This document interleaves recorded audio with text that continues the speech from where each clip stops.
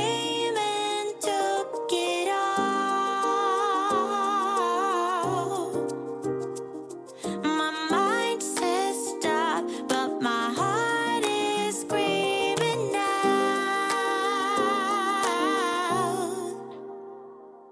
Don't go, just leave, no stay with me.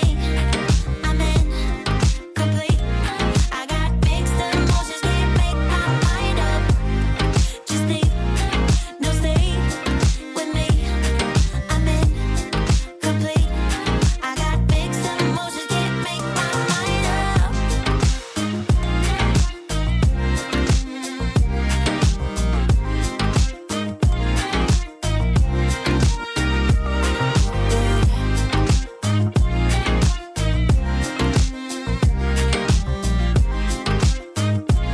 I got mixed emotions, can't make my mind up.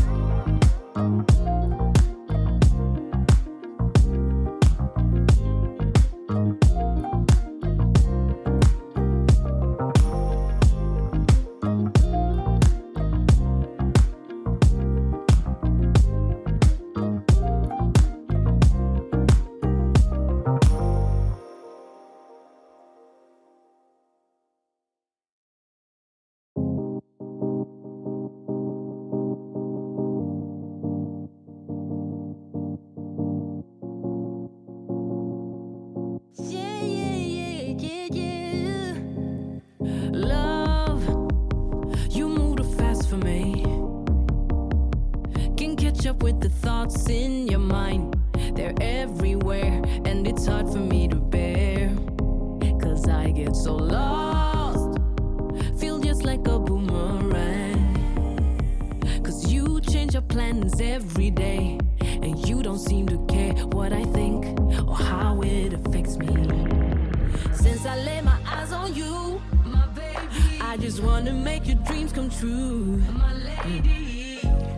If you low, I'll lift you up. Just let me know. You can't handle the Do truth. you feel the way I do, my baby? Do you see me like I see you, my lady? I love you, but I don't need you. I only want true love, true love. True love is what I want, my baby. Like I see you, you see me. That's the only way to be right. Love, I move slow for you. Cause you are finishing my sentences when I don't know what I'm about to say. But that's what I like. We're just like yin and yang. But sometimes I wish you would hear me out and listen to what's on my mind.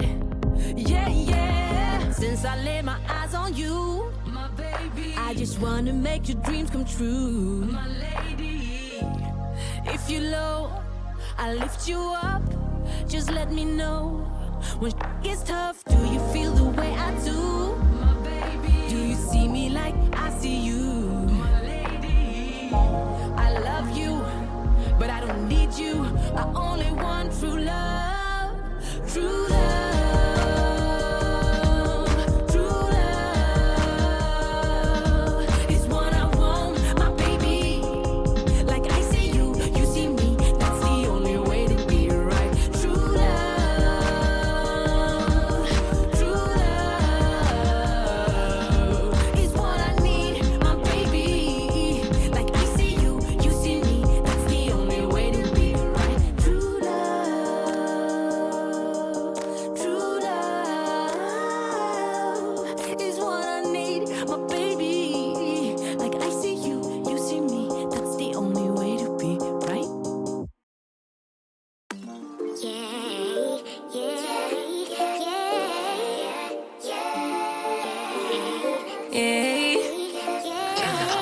Bad little flex, she wanna know me. I stay low key, all gas, no brakes, baby, let them hoes sleep.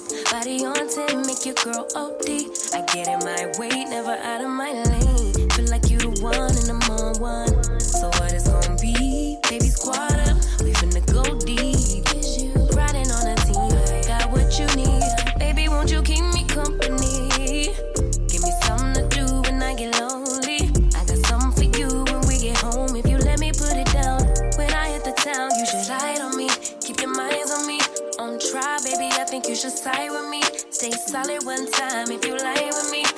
promise you never lie to me. Keep the moves on tuck. I know it's all up. Everything good. Keep the vibes on crush. I know it's all good. Know it's all love. Know it's all love.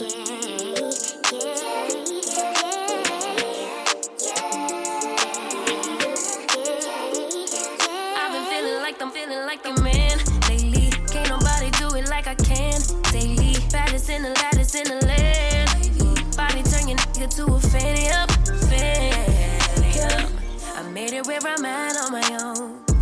Had a couple blocks in the road, but I get to the bag on the loan. I be counting stacks while they grow, yeah, you know me. Baby, won't you keep me company?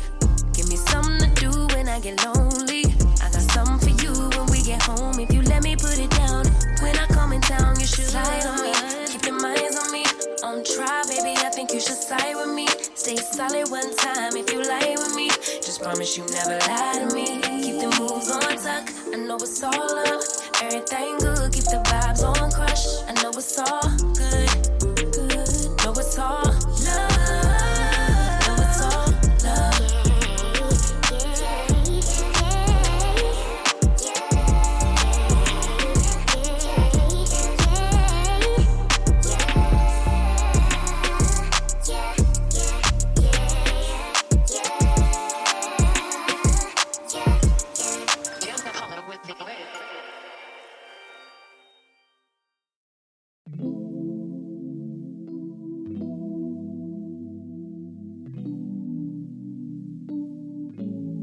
I long for that feeling. Why did it have to go away? I long for that feeling. Remember everything you said. Had to go on dreaming, dreaming. 'Cause baby, you are everywhere. I wish that you were here. 'Cause I don't want nobody else. I'm not afraid to be alone, new beginnings. I'm not afraid to overcome every feeling that I have. So take me in your arms. Yeah. 'Cause nothing can really hurt us unless we let it go. Forget about the past. Baby, we can make it last. It's better when it's me and you, no matter what I do. Baby, we can make it last. It's better when it's me and you, no matter what I do. Baby, we can make it last. It's better when it's me and you, and you know it's true. Baby, we can make it last. It's better when it's me and you, no matter what I do. Baby, we can make it last. It's better when it's me and you, and you know it's true. I know that feeling. We say goodbye until it hurts. I know that feeling. Stormy skies and fireworks. Yeah. But I'm not afraid to be alone, new beginnings. I'm not afraid to overcome every feeling that I have.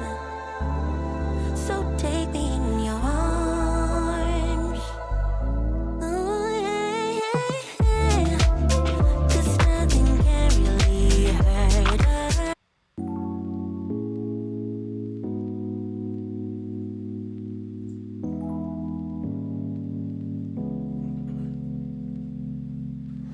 I've been working all the time like crazy.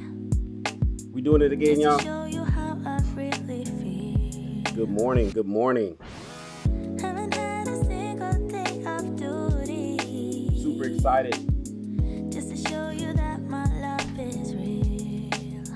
Super excited about today. Do you even Hopefully I sound loud and clear. Doing a mic check, 1, 2. How's the sound, everybody? How's my audio? baby? Do I need to come up? Do I need to come down? Or is my audio just... Do you even tell? Good morning, Brittany. Be a spell. Good Good morning, Brittany. I love you too. Hey, M. Mills. Toya, where you been, Toya? Where you been, Toya? I haven't seen you in a while. It's been a couple weeks. My guy's here. What the funk? What the funk is here, y'all. I'll call him WT. It's always good to have my guy here. He supports me heavy. Sheet is my day one. Sheet is here. What up, Sheet?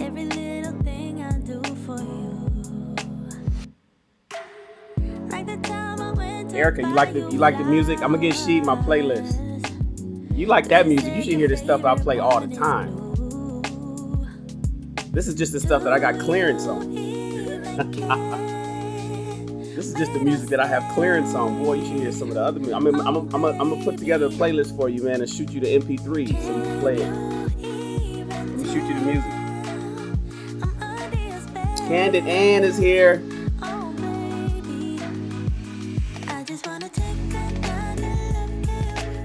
Oh, Candid, are you swabbing noses? Are you a nurse? Candid Ann, are you a nurse? I know you.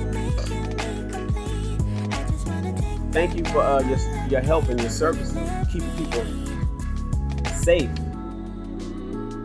Essential workers, you guys. Give a shout out to the essential workers at all times. What up, Miss Sandra? Hey, Miss Sandra.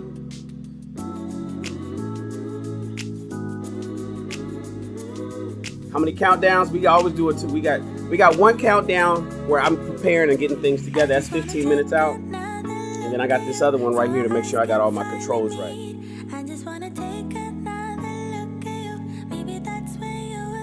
Destined for Greatness is in the house. What up, boss? And my guy, Mr. O.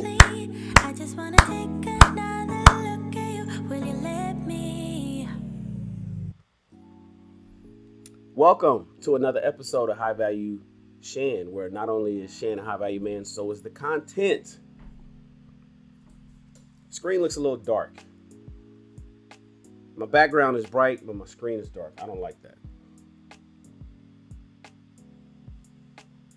Low end theories in the house. What up, boss? My screen is dark. I don't like that. Hold on.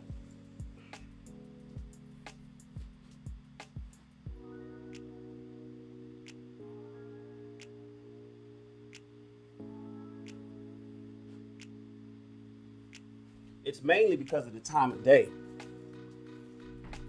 It's primarily because of the time of day. Because through this, I got this huge plate glass window, and the sun rises from the east, sets in the west, and it's rising from the east, and it comes straight over. Oh well, we could deal with it. Good morning, everybody. We're gonna have some discussions today. We're gonna talk about a few things. We talk about the relevant things. Remember I talked about this yesterday? It's a whole nother bottle. I'm at 5 p.m. mark already. I'm at the 5 p.m. mark. At 9 o'clock, I should be way up here. This is how much I'm drinking. I'm gonna finish this and do a whole nother bottle. And it's super easy because of the BCAAs. It's just like drinking Kool-Aid all day.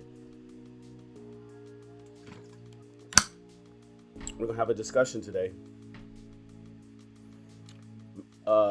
As I explained, the things we talk about over here is the two ships that I'm passionate about: relationships and entrepreneurship. Relationships and entrepreneurship. And today we're talking about submission. Submission and leadership. Yin and the yang. Masculinity and femininity. Is it conditional? Can you turn it on and off? Ladies, this is going to be an opportunity for a lot of people to do a self-evaluation. Please like the broadcast so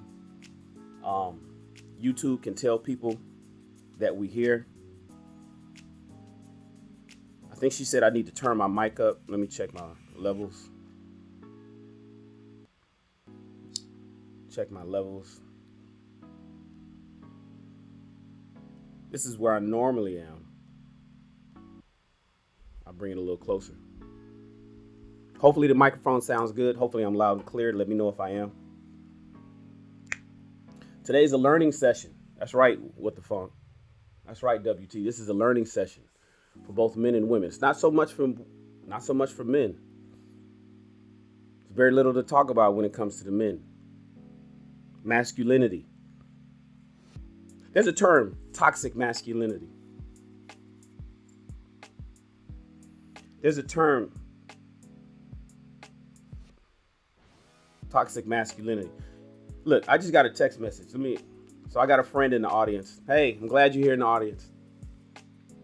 This is, you know what? It leads to what we're talking about. I'm not going to put them on blast, but I'm going to give a message. I went on a date about a month and a half ago with somebody. She's here. She's in the audience right now.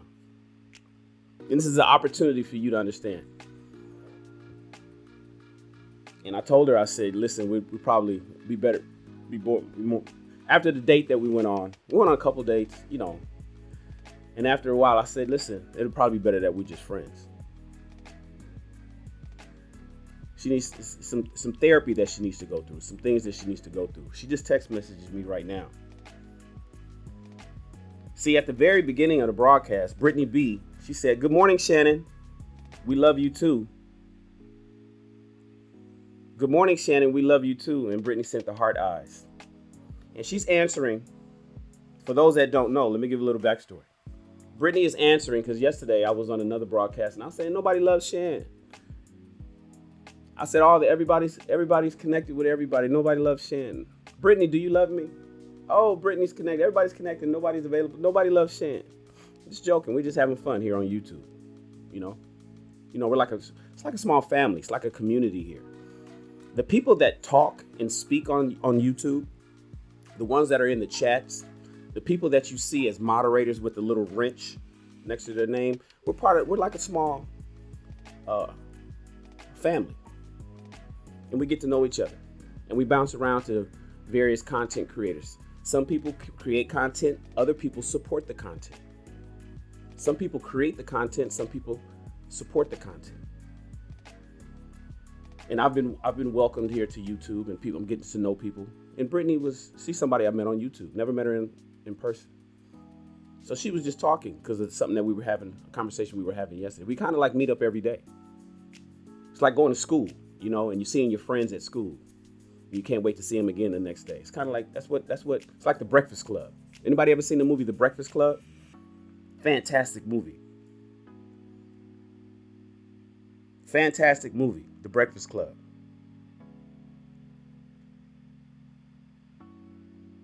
And so she said that, and so the girl, we're still friends, but she just sent me a text message. You just sent me a text message. You know who I'm talking to. Saying, oh, I see you got Brittany who loves you, huh? I got it on I got all my stuff. I have an iPhone, iPads, I have a MacBook Pro. I get my text messages on everything, so it's on my MacBook Pro. And I got a text message from her. She said, "Oh, this is why I'm talking about. This is what I meant by you need to get a little bit of therapy." I can say this because nobody knows who you are, so this is a message to you. This is what we're talking about: conditional femininity, self-esteem, security. Men like a woman who's self-secure in herself. We like a woman who feels secure about herself. Why are you sending that text message? You didn't need to do that. But that's why we haven't gone. That's what I was talking about. That's why I haven't called you. That's why we haven't gone on a date again. That's not the kind of woman I'm interested in romantically long term. To see somebody that says something like that on YouTube, says, "Hey Shan, we love you too," and then you send you throw a little jab in a text message. And we haven't talked we haven't even talked verbally in a while. Ladies, be secure in yourself. Self-esteem is important. Be secure in yourself. Self-esteem is important. Be feminine at all times. To me, that's a little masculinity shining through text messages. Who's that? Well, who's that? Who's that? Men don't like that. We like soft women. Not ones that's always trying to, especially ones that you ain't in a relationship with. So yeah, we're talking about conditional femininity and conditional masculinity today. I was saying that it's not much to talk to the men about because, but we're going to get on it. We're going to talk about it because modern men have been conditioned these days. The modern man has been taught many things. This is what I wrote in the description. Modern man has been taught many things that has caused him to become more and more docile in personal life and in business. Men have been softened up. How many people believe in toxic masculinity? Who created that term, toxic masculinity? Can somebody tell me, put in the chat, who created the term toxic masculinity? Because I don't believe in that term. There's no such thing as toxic masculinity. There's just masculinity. It's just masculinity. I teach masculinity to my sons. I have a 6-year-old son and a 3-year-old. I teach them how to be masculine. I teach them what men do. I'm going to raise them from boys to men. They're going to be some of the best citizens you can ever imagine. Then I wrote also the modern woman has been taught many things that has led her to become more and more aggressive in personal life and business. How's this working out for Black relationships? How's this working out for Black relationships? Oh, Princess. Oh, there's no option for you in the poll, Princess. Everybody take the poll. Ladies, did you all scroll up and take a poll? Take the poll in the at the top of the chat. It's pinned at the top of the chat.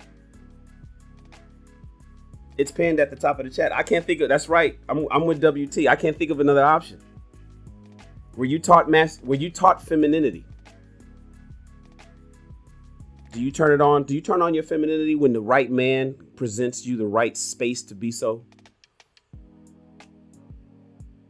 Or are you a boss? No, you you're a little aggressive at all times. You taught to go out there and get the bag. Or are you feminine at all times?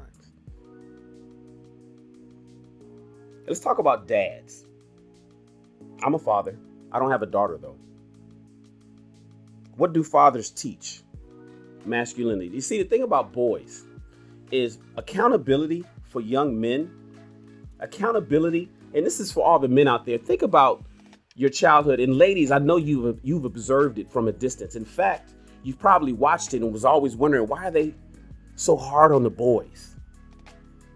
Why is my dad so hard on my brother? Why is my uncles like that? Why is the streets, the big homies in the hood, why are they like that with the boys? Get up. Stop crying. Dust yourself off, son. Yes, you fell, but you get up when you fall. You dust yourself off and you keep pushing. I understand. I know it hurts. It hurt me too. It's hard but fair. Why is it hard? Because it hurts. Why is it fair? Because I went through it too. It's almost like a rite of passage for men, going from boys to men. We teach boys accountability from boyhood. We teach boys masculinity from boyhood. We should. When there's a man in the house, that's taught usually from boyhood.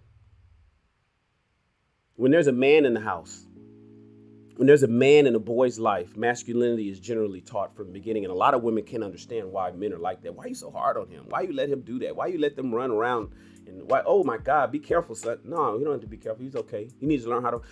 When I was growing up, I was told you need to learn how to fall. I was given a mini bike. I got my first motorcycle in '82. I was born in '72, so I got my first motorcycle at age 10. I must have had my first mini bike by age 7, 8. Riding bikes before then. And when I would bust my ass, my dad would say, yup. My mother would be like, what? My father would be like, yeah, he needs to learn how to fall. You need to learn how to put your hands down properly so you don't bust your head. Boys are taught how to fall off a bicycle, off a skateboard, off a motorcycle, off a mini bike. At least they were when I was growing up. That's what I teach my children, how to fall. A lot of women aren't really accustomed to doing that.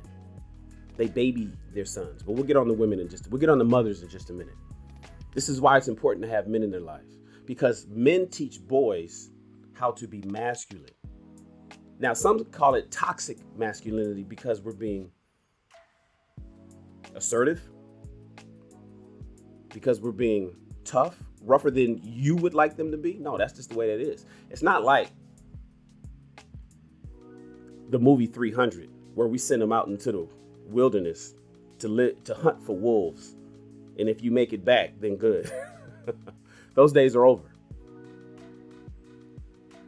It's not like somebody inspects the baby and says if he's too scrawny, we throw him over the cliff.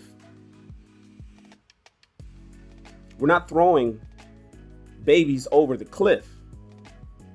But men are built to work. Men are designed to build the world. Everywhere you look right now, a man probably put that together. Look at the walls in the bedroom that you're in, or in the office room that you're in, or in the building. Look at the walls. A man did that. A man did it. The chair you're sitting in, the car you're driving was probably assembled by a man. We're designed to build. And you gotta learn how to fall. And masculinity is oftentimes required to succeed in that area. Then you have daughters. I don't have a daughter. I have a desire for a daughter, though. I do have a desire for a daughter. Don't know why. It's just something inside me that just, And I'm often told if I ever have a daughter, I'm a melt. Is that true, fellas? Fellas in the chat. Anybody that's watching the show, type in the comments, daughter, if you have one. Men, if you have a daughter, type it in the comments. I'm curious. Because I'm told that I'm going to be softer if I have a daughter. I'm going to want to take care of her and turn her into a princess. Our cook has a daughter. She has a daughter. I'm told that men are soft with their daughters, much softer with their daughters than with their sons. Mr. O has a daughter. I got my sons, man. I got 2 perfect boys. They are perfect in every way. My ex blessed me with 2 perfect sons. I cannot be more happier. In every category, my sons are perfect. Man, I just imagine if I had a perfect daughter. Chicago says I'm going to melt. She got 3 boys and a daughter, so she knows the difference. I don't know. And if you look at the cover photo of this video, it's a man teaching his daughter how to box. It's a father teaching his daughter hand-to-hand combat.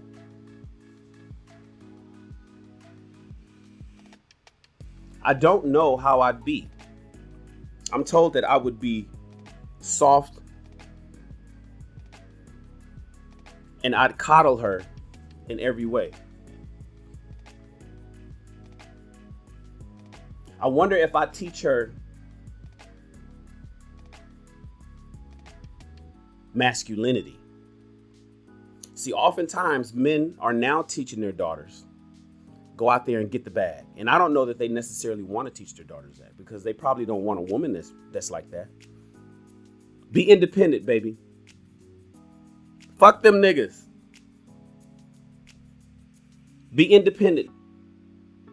Get your job. Get your career. Are men teaching their daughters the things that women are teaching their daughters? For the fathers that are in the home. You know, a high percentage of our community, the black community, is single family. It's single parent. Then you have what the mothers teach. The mothers.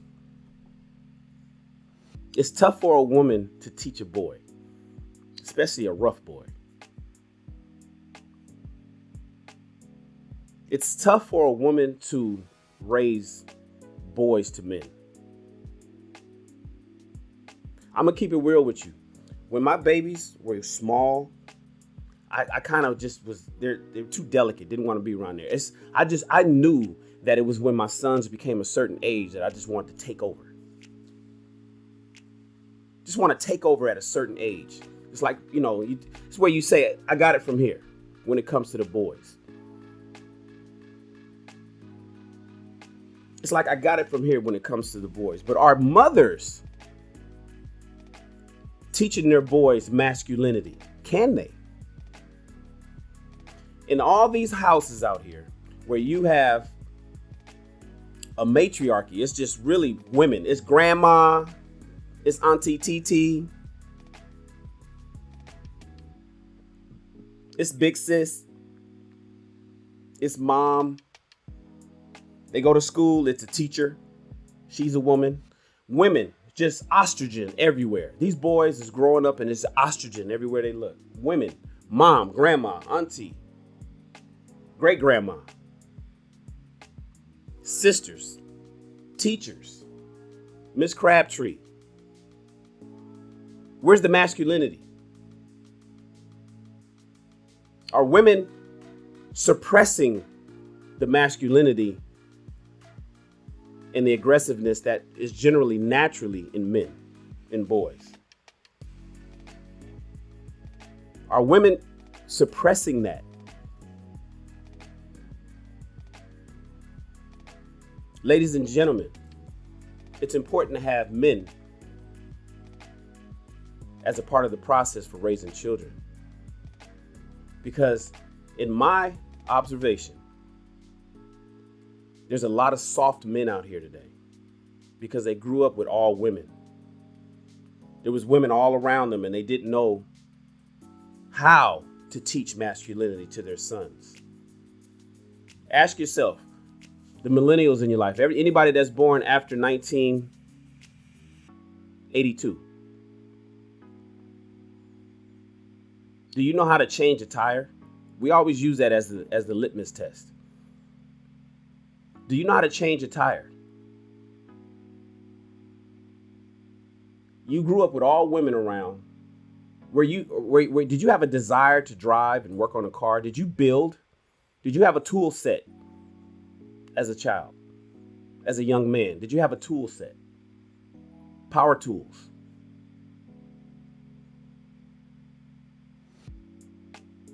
Or did you play with dolls? Because why not? Did you watch girly cartoons? Did women try to suppress you because you were a little rough and they didn't know how to handle that? And so you grow up being a soft guy. Ladies, what about your daughters? Here's a question for you. What about your daughters? What does mothers teach daughters? And we're going to get into the topic, conditional femininity versus conditional masculinity. That's coming up right after this. I just wanted to talk about what fathers teach their boys and daughters and what mothers teach their boys and daughters. Ladies, your daughters, are you teaching them to be tough and rough like you? And why are you tough and rough? Is that natural for you? Or is that something because you're forced to be? You're forced to work. You're forced to compete out there in the world. And so now you have to be hard. Right now, some of you are at work fighting your supervisor. You got that coworker that's hating on you, that's in the cubicle down the hallway. Gets on your damn nerves. You hate running into them when you go to the break room. But you got to deal with them in the morning meetings and they don't help you do your report. They hoping you're out there fighting. You got to be aggressive because you're out there working every day. You got to be aggressive because your boss is worried that you're going to take their position. On top of that, you're dealing with sexual harassment. You're dealing with the creepy dudes at the job that's towing the line of sexual harassment whenever you wear something appropriate, but maybe a little revealing. And so you got to deal with all of that shit that men, by and large, don't have to deal with. And on top of that, you still got to get a paycheck and make money and succeed. And so you get home, and when it's time to teach your daughters, you're preparing them for a workforce that's going to eat them up the moment they jump in it. You naturally want to teach them femininity. You want to probably teach them how to be a wife. But you're afraid because you feel that since the economy is the way it is and they're going to have to go to work and you want them to succeed in whatever they do, that when they get out there, they got to be prepared. You got to teach them how to fight, just like the cover photo of this video. Teach them how to box, proverbially speaking. Teach them how to survive in the workforce. They can't be soft and feminine at all times. Because you can't. You know what's coming. And you want to protect your daughter. You want to protect her.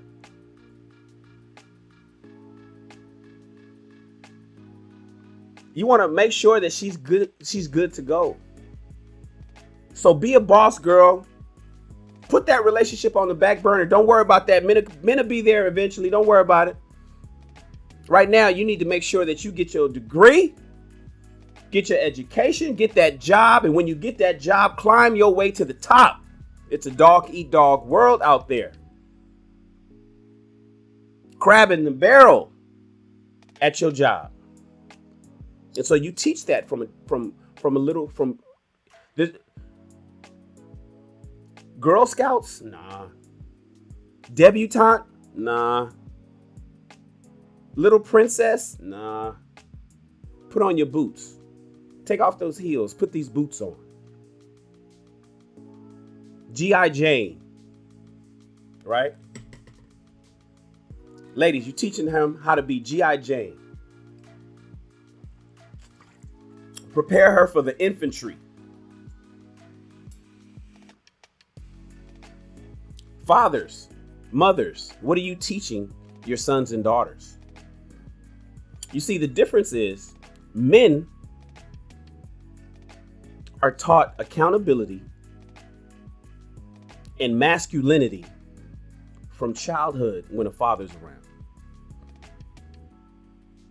Women are taught masculinity and aggressiveness from childhood today, from both mom and dad, because mom and dad is worried about sending her out there to the wolves. The dating world is a wolf. Is she going to be sexually assaulted? Will she be safe at the workplace? Can she go to her car in the car parking lot late at night and be okay? You worry about that. Will she be home? Where's she going tonight? At what club are you going to be at? And who's the designated driver? All the things that oftentimes men don't worry about when it comes to the boys, because from childhood they're taught to be tough anyway. Ladies and gentlemen, what are we teaching our children? And now let's talk about the main topic. Conditional femininity versus conditional masculinity. How's that working out for us in our personal relationships? How's that working out for us in our personal relationships? I'm going to refer to the topics, to the chat. We're going to talk about it. I'm going to read some of what you guys are talking about. I do want to give a shout out to Corner Store Podcast. The Corner Store Podcast. He said, I got 2 daughters. It's very true. You'll melt. I know. I know. Corner Store Podcast got 2 daughters. He says, I will melt if I have a daughter. I probably won't have a daughter, though. If I have more children, I'm probably going to make sons. We make sons. My father had 5 boys. All my brothers got, one of my brothers got a daughter. The rest of my brothers got all boys. Multiple boys. I had 2 boys. I'm the baby of my brothers. My father had 5 boys. I had 2. Odds are I'll have another son. Men, and I can teach you how to have a son. There's a technique.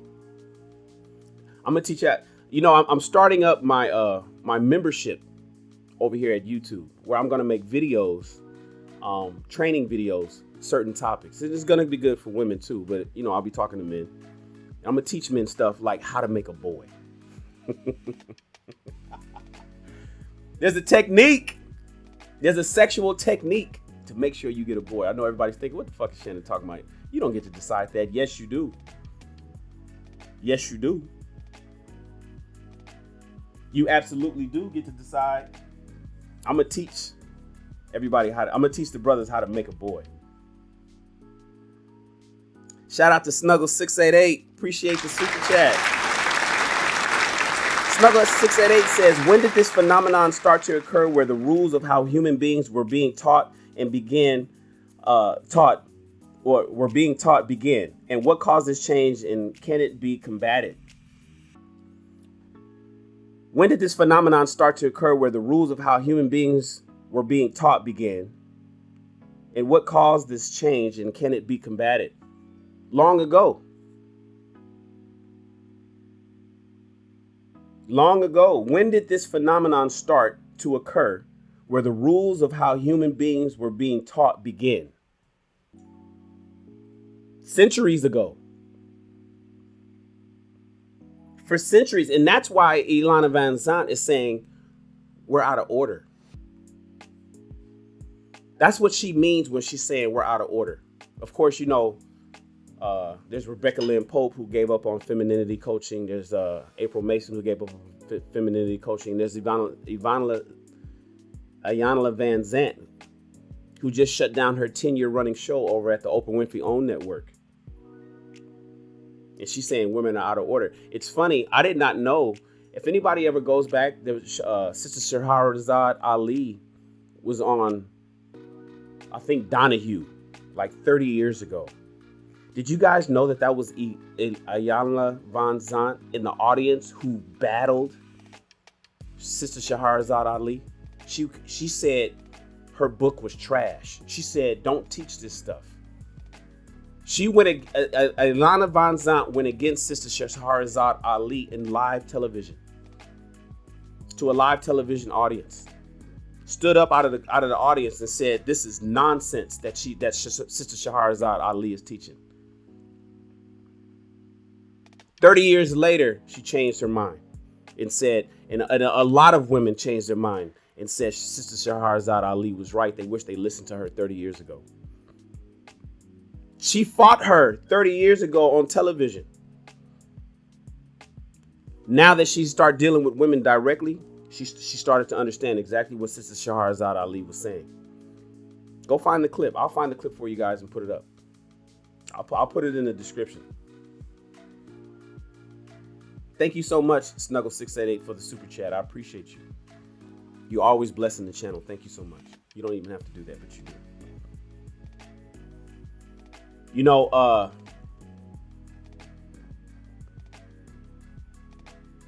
That's what they mean when they're saying we're out of order, Snuggles.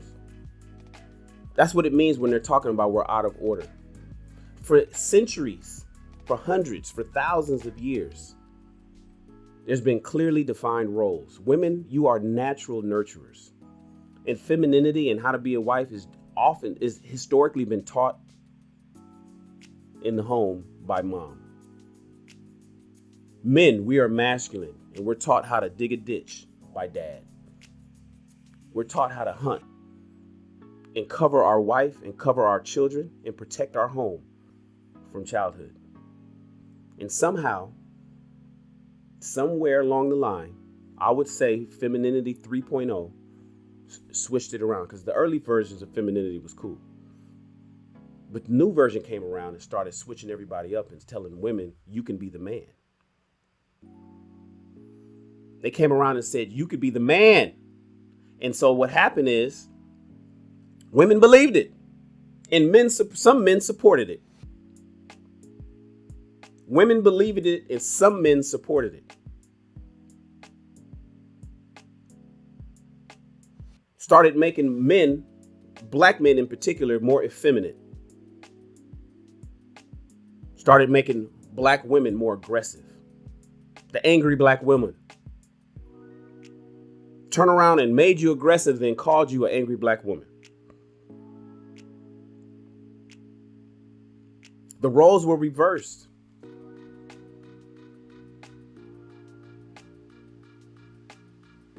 Princess says, yes, my dad taught me to shoot, use a machete, and how to tackle.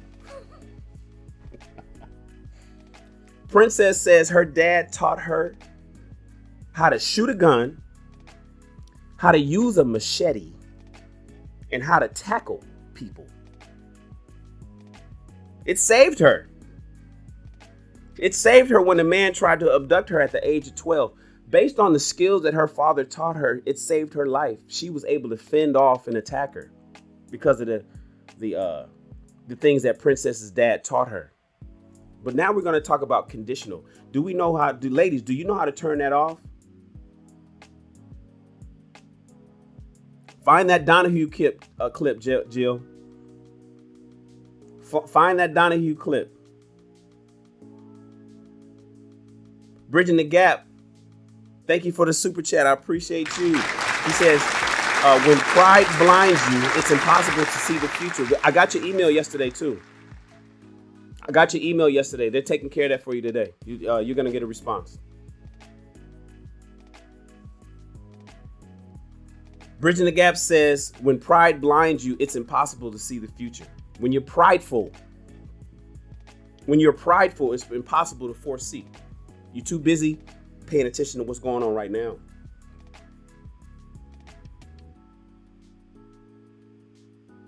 Listen.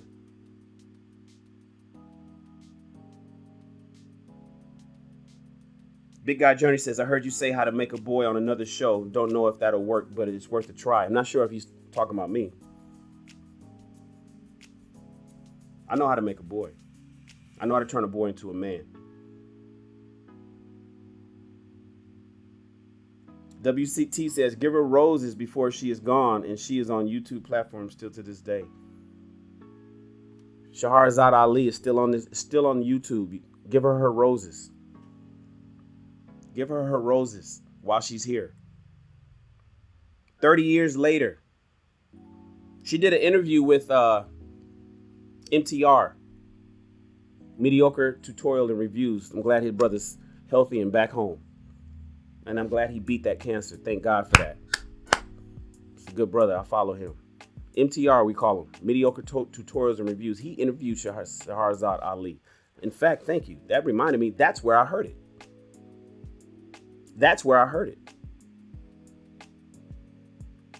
But do we know how to turn it off? So let's talk about the men. Men.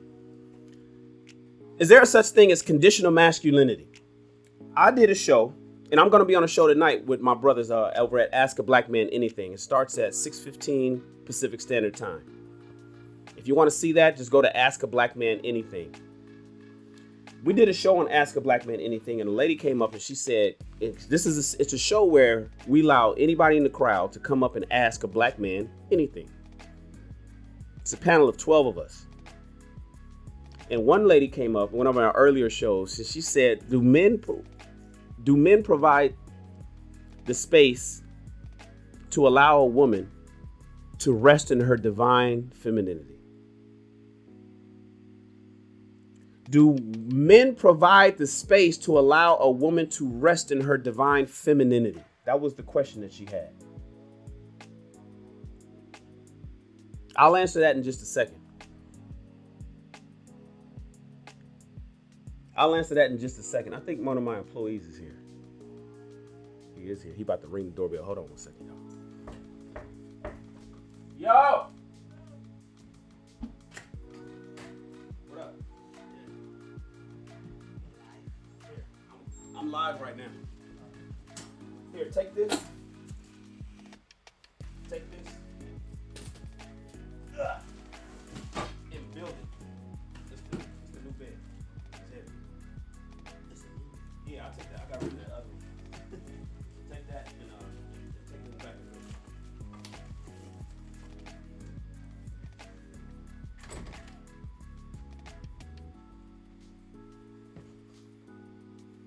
Sorry for that, y'all. Where was I? We were talking about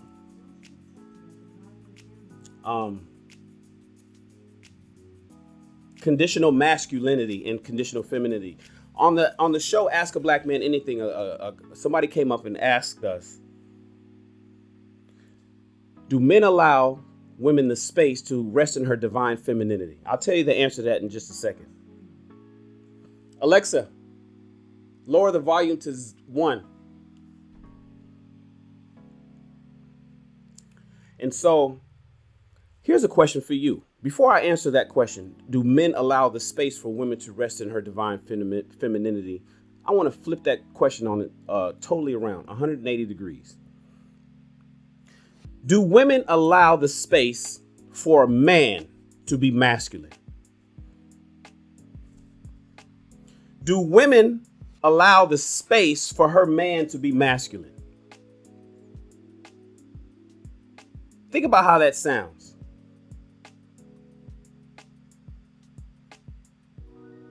Do men allow the space for women? Do women allow the space for men to be masculine?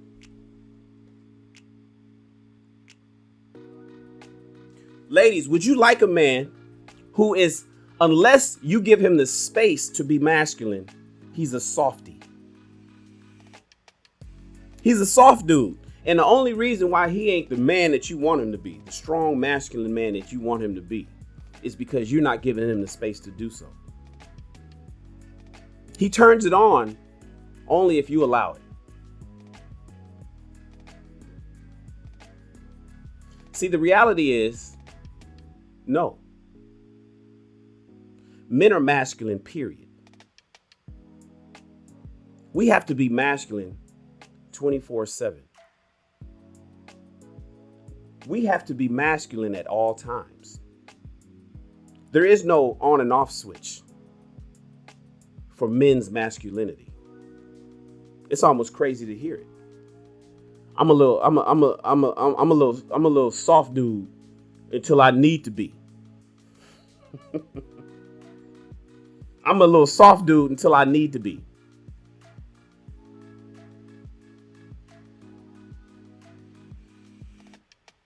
Most times I'm a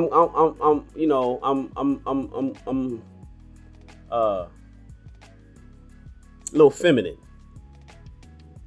but I'll be masculine when necessary. That's crazy. I'm masculine 24/7. With or without a woman, when I'm by myself, when I'm with people, I'm masculine, period. I guess we'd have to define masculinity. Would somebody like to come up and talk to me about it? I know the definition. I know the definition. Coco Exclusive says, it's true that some men think like that. That is true. That's that modern guy. That's not the women. I mean, that's not the man that most women want. Ladies, do you want to fight over the mirror in the morning to see who's better looking? Ladies, would you like to make? Do you want your man with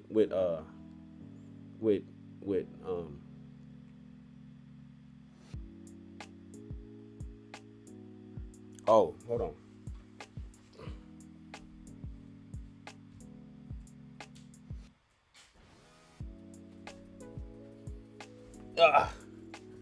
My guy, he needed me to open the back door. You know, it's good when you got a smart home. You can do everything. You can open up doors with your phone and shit. Let's see.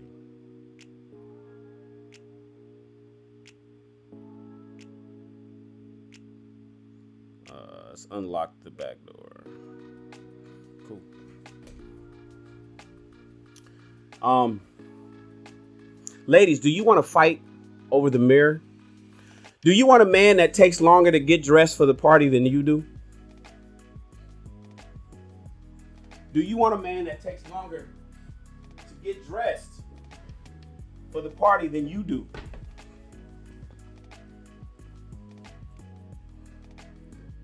He is fighting you for the bathroom space because he got to get pretty. You see, the question is, do men provide the space for women to rest in her divine femininity? Can she turn that on and off? The new word for that woman is a chameleon. If you're in this dating space and you're hearing the buzzwords, the new buzzword for that is she a chameleon. Does she change depending on her environment? Does she change depending on her environment? For the modern woman, oftentimes, you guys are taught to be rough, tough, masculine, and aggressive to survive out there in the world. And many of you believe that you can turn that off when you get home. You think that you can turn off that aggressiveness and be soft with your man.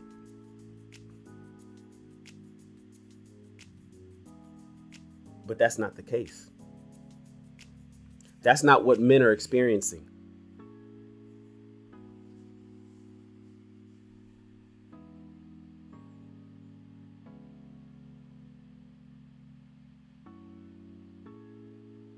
Coco says, do you want a man that's jealous of you?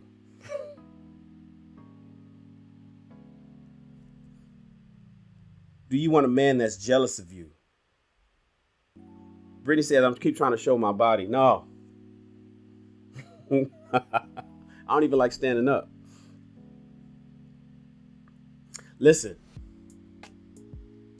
No, I do not provide the space for women to rest in her divine femininity. The reason why is because the entire space should already be there. She should already be feminine. You should already be feminine, ladies. You should already have that in you naturally. It's already there. I need you, but women, you're suppressing it. You know that's a natural occurrence. My sons are rough. They're rough. Girls are just not rough like boys are. That's a natural thing. I get there. There's tomboys. I understand tomboys. There's some tomboys out there, but by and large, we speak in generalities over here because the world operates on generalities. Especially when there's enough data to generalize. Ladies, you need to be feminine at all times. But goddamn, you running away the feminist coaches. You got the feminist coaches wanting to quit. You got the feminist coaches wanting to quit. Feminism has convinced women to not be feminine. Is that crazy? Feminism, version 4.0, has convinced women to not be feminine. Be masculine and aggressive, assertive, be a man. And when you get home with your husband, you don't turn that shit off. In my experience, I've been with women that don't know how to turn off that masculinity. It's on, it's locked. That switch is on masculine and it's rusted shut. It's rusted in that position. You don't know how to be soft. You talk too much oftentimes. You got to have the last word. You got to raise your voice. You drive a man to drink and then call him a drunk.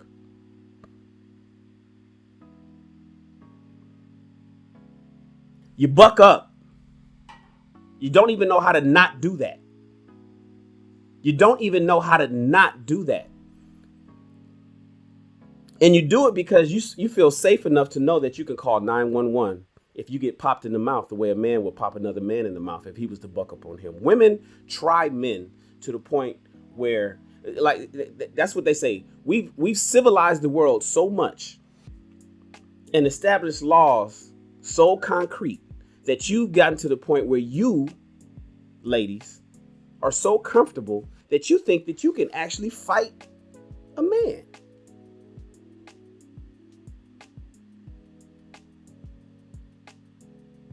You bring that masculine energy and then try a man. And oftentimes when he wants to walk away, you block the door. You take his car keys. He can't drive away and go clear his mind. He can't go for a walk to calm down. You don't let him. You take the damn keys. You know who I'm talking to. You listening to me, ladies. You've taken those car keys from him. That's never part of the story, though. You don't never mention that. That part is always omitted from the story. The only part of the story that we ever hear is that you got popped in the mouth. You got in an argument and then he hit me. You failed to mention that you blocked him. You failed to mention how aggressive you were and that you assaulted him first. You verbally assaulted him. You assaulted the shit out of him. You beat the shit out of him because you're so aggressive and masculine and you've been taught to be that way at work, but you didn't know how to turn it off when you got home.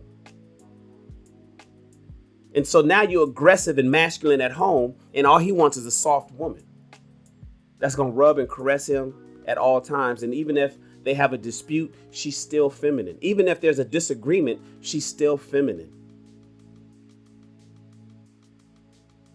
You got situations where men are taking care of everything and she's running around like she's the boss. No submission whatsoever. There is no, they share the head of the household. And so now you out there, you beating up on men, you're talking shit, you're driving him nuts, you won't let him leave the house when he wants to walk away. You want to talk about it right now. He wants to walk down the street. He can't do that. He start walking down the street, you jump on his back, you put him in a chokehold. I know somebody who put her man in a chokehold. Because she was mad. And then sometimes you hit him. Where'd you get so comfortable to do that, ladies? How come you don't know how to be feminine and soft and caressing and understanding? Are you that selfish that it's all about you? Conditional femininity, that's a problem. Because you think that you know how to turn it on and off. You think you could turn it on and off as needed. I'm gonna look at the poll. I know that you guys are probably voting, saying something that you're probably not. But the reality is, you're aggressive at work, you're aggressive at home, and you don't know how to turn it off. And as a result, men aren't marrying you. They don't want to deal with you. They don't want to talk to you. They don't want to come home. Men don't want to come home. They stay at work late. They staying at work later and later. They get home and they park in the driveway, or they go to the car parking lot, the apartment parking lot, and they sit in the car for a while, listening to some music before they come in the house to deal with you in your mouth. They don't want to deal with that shit. Because you was taught how to use a machete, how to kickbox, to protect yourself from somebody attacking you, and you use those skills on your man. You're using those damn skills to protect you from predators out in the street on your man at home. Conditional femininity versus conditional masculinity, it's no comparison. There's no such thing as conditional masculinity. Masculine is always on, especially when a father's in the home. A masculine man is masculine at all times. The modern man is feminine at all times. Men aren't conditionally masculine. We don't turn that shit on and off. If no man is around, no masculine man is teaching his son to be masculine like he should be, then oftentimes that boy is going to grow up to be feminine. And as you can see, a lot of them become gay. Or maybe they were born gay. That's a whole different argument. But feminine is what some boys are being turned to. We're not going to get to the sexuality side of it, but the feminine attributes of a guy, because he could be totally heterosexual and feminine as hell. He's heterosexual. He likes women, but he's feminine. He's soft. You know what I'm talking about, ladies. You know, you've dated them. You've dated these guys. You've dated these young modern men who's soft, and you're just like, damn, he argues. He's gossip. He's a guy. He gossipy. He does girl shit. You know what I'm talking about. And you're like, damn, where's the man in you? You're running into them on these dating apps. You're going out with these guys, these soft dudes. They're soft at all times, or they're masculine at all times. Or they're masculine at all times.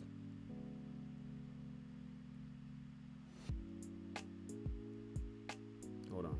Okay. Women, it's a different ball game. You see, naturally, women want to be feminine, but you're being conditioned to be masculine, to be protected out there in the world. Your father's teaching you that. Your mother's teaching you that. Oftentimes, single mothers is teaching her that. You're teaching her how to go out there and be tough. And then she gets into a relationship and she's tough with her man. Let me look at the chat. Hey, Mickey. JB says, I was raised by a single mom, and I am more man than men who are raised by dads. Their dads are soft.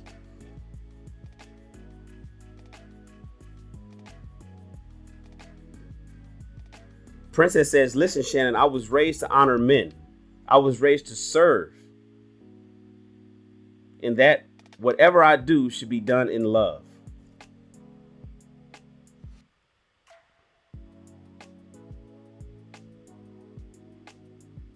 Destined for Greatness says, an old head once told me a woman will never respect you until you hit her once. How old was that old head? I've never hit a woman nor condone it, but I do wonder if it's true. I don't think that's true. And I think that's bad advice. I think that's bad advice. A woman would never respect you until you hit her at least once. That's somebody that watched Color Purple one too many times. They listen to Mr.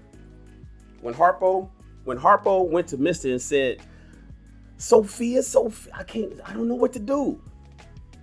You got to hit her. Then he went over to Celie. Cause he tried to he had a black eye. Harpo had a black eye when he went to Celie. And Celie said, beat her. Beat her. And that's when that iconic line, Oprah Winfrey come waddling down the road. Sophia pull up to, you told Harpo to beat me. Destined for greatness. That's what that man, is he as old as Color Purple? You told Harpo to beat me. I've been fighting all my life. I love Harpo. Lord knows I do. But I will kill him dead before I let him beat me. Some of y'all need to go watch Color Purple. Get the lessons. That's one of the best movies in the world to me.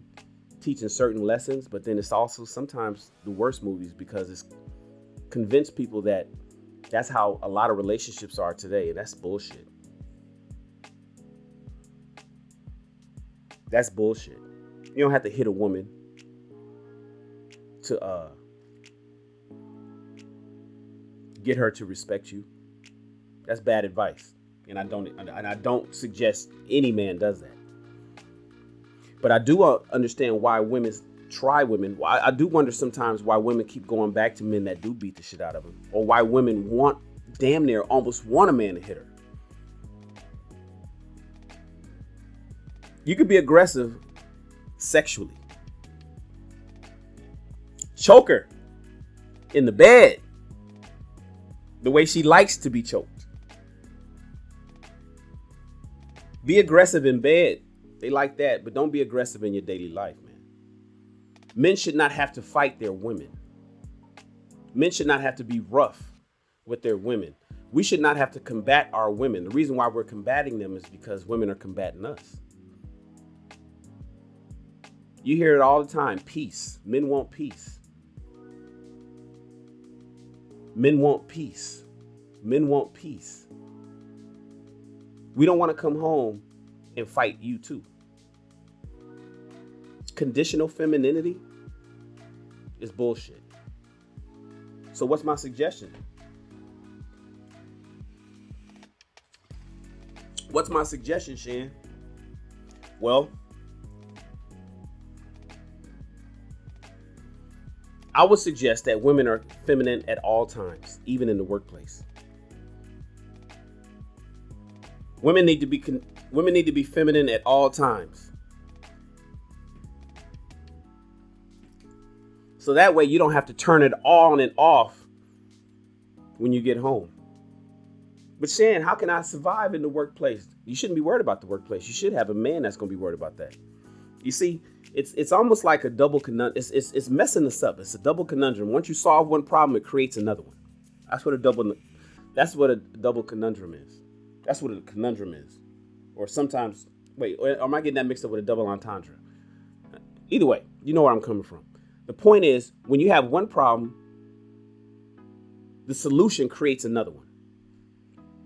The solution to conditional femininity is to remove all masculinity at all times. 24/7 femininity, ladies. 24/7 femininity. 24/7 femininity. Somebody, hold on one second.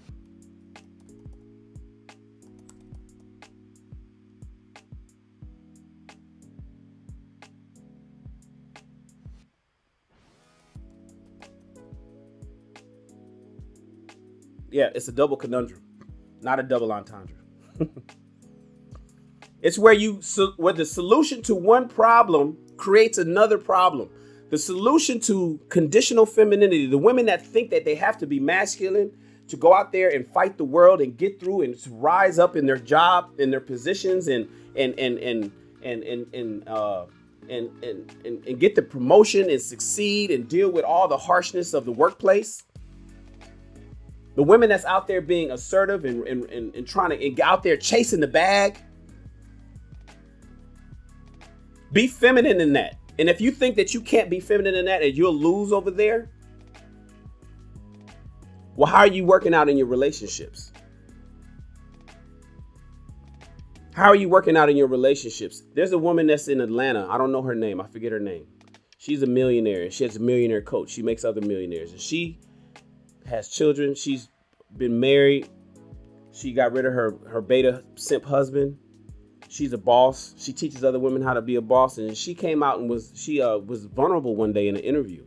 Somebody help me out. I know y'all know who I'm talking about. And she said, I don't know how to be a wife. I could tell you how to get the bag though. But she goes to bed every night alone. Is it worth it?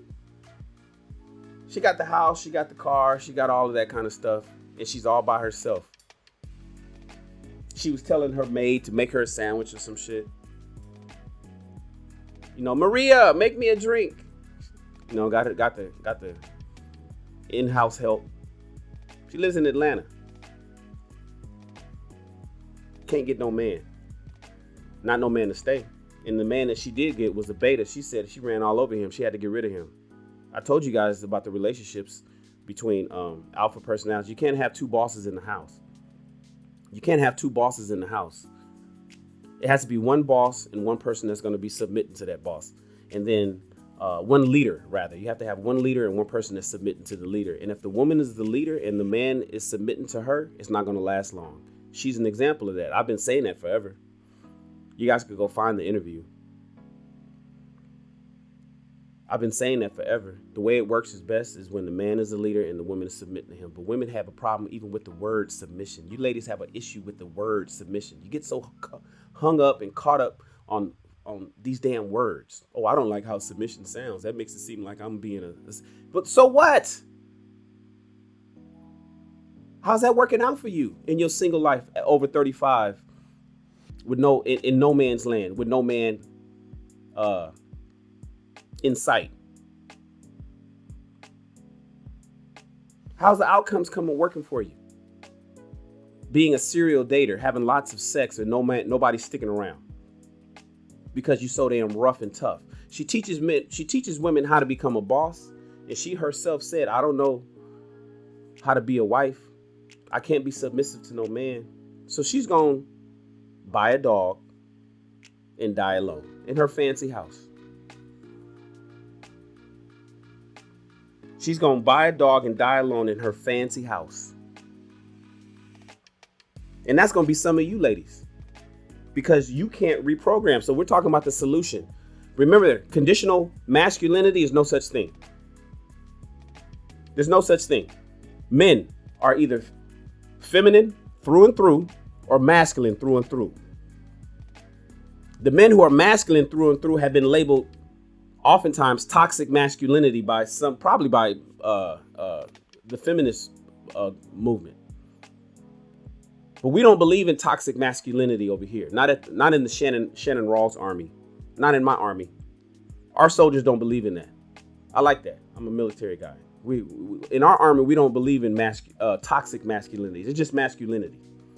And masculinity is good because you know what? Masculinity is not abuse.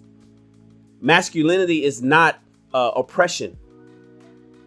A masculine man doesn't oppress his wife.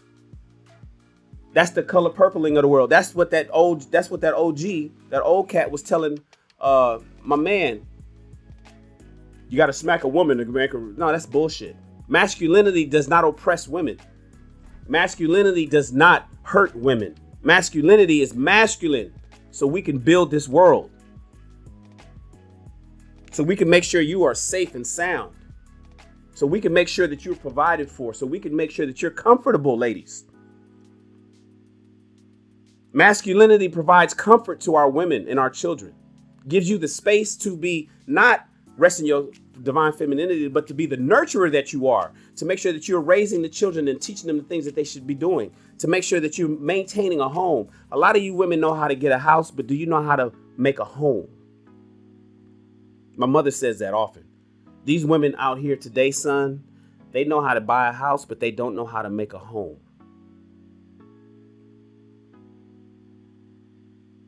They know how to buy a house, but they don't know how to make a home. My mother is 100% right.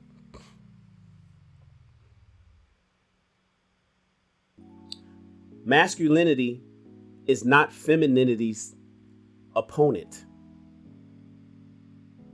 They complement each other. Femininity, conditional, is scary. That's something that we need to talk about. The solution to conditional femininity is to become feminine at all times and remove the conditions. Remove the conditions of workplace. Remove the conditions of chasing the bag. But then, Shannon, how do I deal with that? Well, because now solving that problem creates another one. How do I deal with the world? Let your man deal with the world. That's my job. That's my job. You need a man that's going to allow you to do so. We talk about TJ Randolph all the time. She's on our show.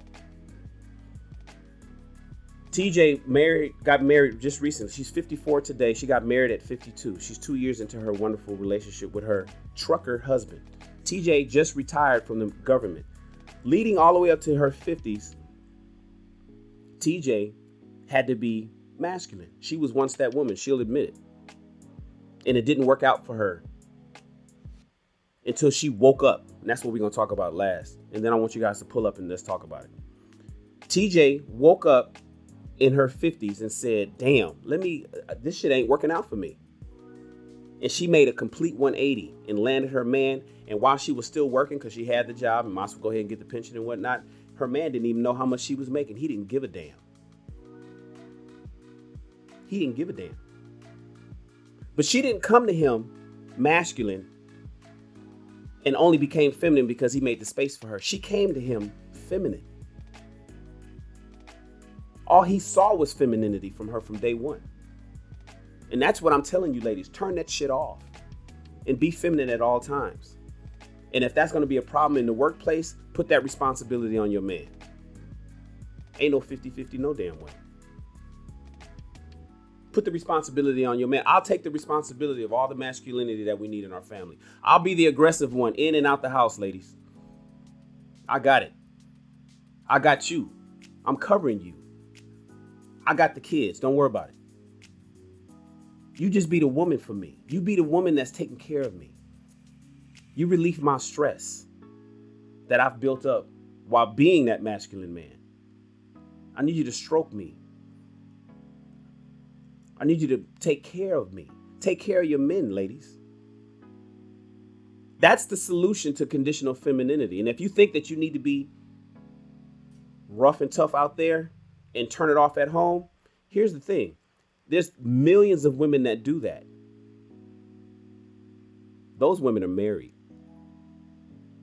If you have the ability to do that, truly, if you truly have the ability to do that, you'll be fine. But a lot of people have poor self-assessments of themselves. I believe that you ladies think that you know how to turn it off. I believe that a lot of men think that they're masculine. You don't get to make that decision. That's something that the marketplace is going to tell you. The marketplace is going to tell you if you're masculine or not, fellas. The marketplace is going to tell you that you're feminine or not, ladies. You don't get to decide that. You don't get to say, yep, that's me. I'll tell you if you're feminine, ladies. Let me evaluate you. Let me see how you treat me. Let me see how you talk to me. Let me see how submissive you are to me.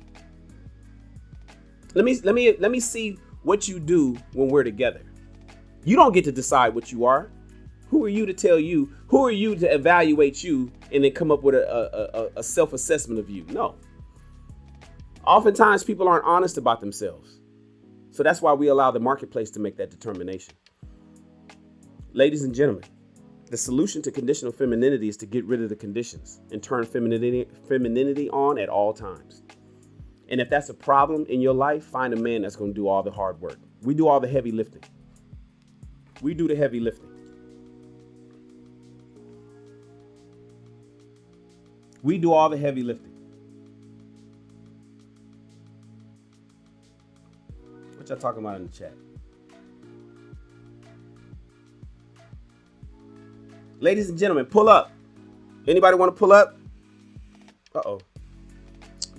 Let me see. Somebody copy and paste the link. It's at the top. Should be pinned at the top. I hope it's pinned at the top.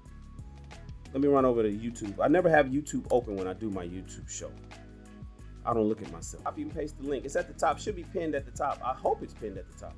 Oh, I see the poll. YouTube. I never have YouTube open when I do my YouTube show. Okay, look like we got a little bit of honesty in the poll. Copy and paste the link. It's at the top. Should be pinned at the top. The poll says that yes, 28% of women. I never have YouTube open when I do my YouTube show. Okay, look like we got a little bit of honesty in the poll. And this is 36 votes. The poll says this is 36 votes. 28% of the women are saying, okay, look, and this is feminine votes, but only for the right man. Listen, I'm talking to you, ladies. I'm talking to that 28% that's women are saying. Then I'm also talking to the women that says, no, I was taught to be a boss. Less than 50% I'm talking of the people that took a poll, that 28% is feminine at all times. You ladies have been taught to be conditional. No, I was taught to be a boss. Less than 50% of the people that took a poll, that 28% is feminine at all times. I appreciate your honesty. I think it's actually even worse than this. I do appreciate your honesty. Only 41% of women say they are feminine at all times. 41% of the women in this poll said they are feminine at all times. Ladies, go scroll to the top and take the poll. Take the vote and be honest. It's an anonymous poll. I will never know who voted what. So just be honest. Are you feminine at all times? Are you feminine only when the right man is around? Or are you just a boss at all times? And that's what you've been taught. Tell the truth. And maybe you're working on it, but tell the truth. Let me post the link. I want you guys to pull up and talk about it if you want to. Call in. That's the link. Call in if you want. And you don't have to be on camera. I'm not at the level that you have to be on camera. You could just be your audio.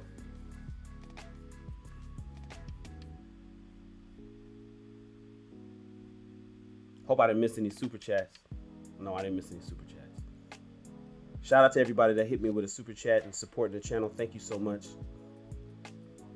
Thank you for that. Thank you for the $5 super chats, the $1 super chat, the $2 super chats, the $20, the $50, the $100 super chats. Thank you for supporting the channel. I appreciate you. It motivates me to continue doing this.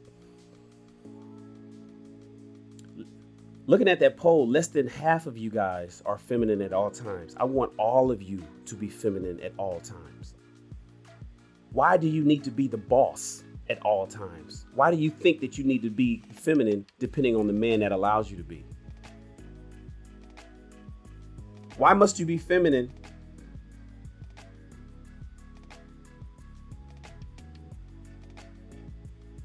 Oh, Mr. Awesome said, that's right, Mr. Awesome.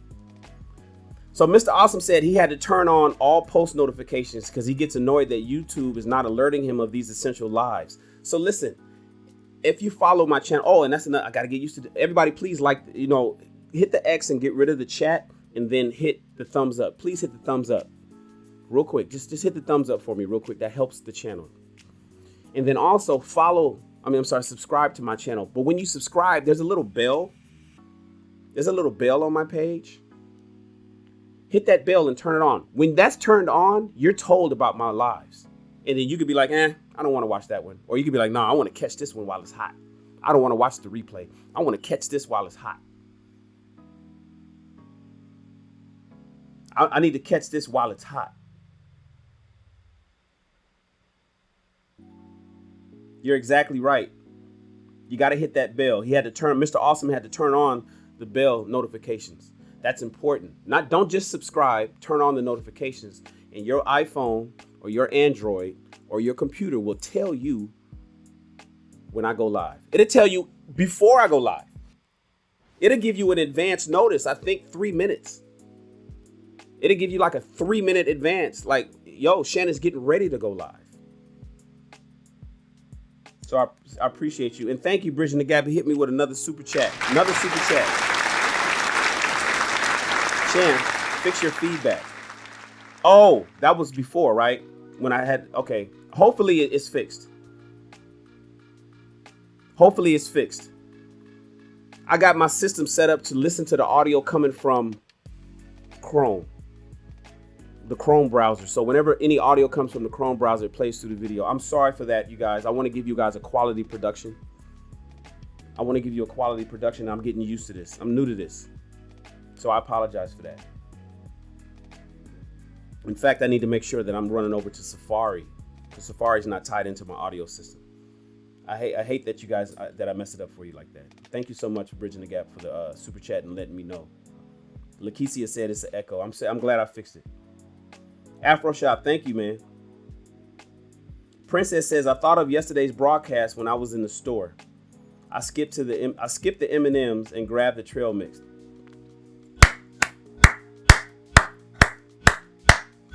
Princess says she thought about the broadcast yesterday. We were talking about fitness in the broadcast yesterday. She skipped the M&Ms and grabbed the trail mix, and her appetite was satisfied nonetheless, but she skipped the sugar. Sugar is death. White sugar, the way it's refined today, refined white sugar, CNH, pure cane sugar, is a 20th century thing. We wasn't eating sugar like that back in the day. That's where diabetes type 2.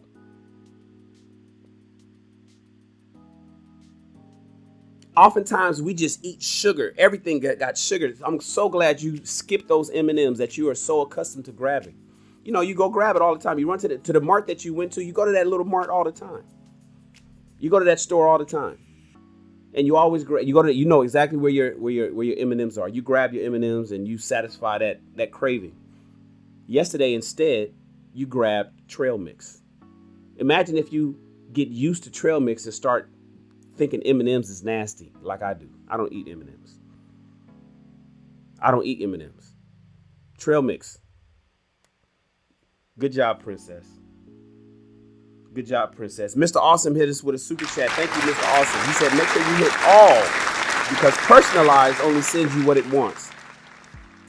Mr. Awesome is helping me out on my channel. He said, make sure when you subscribe to somebody, when on that person, you select all notifications. Because if you say personalized, it'll only send you some stuff.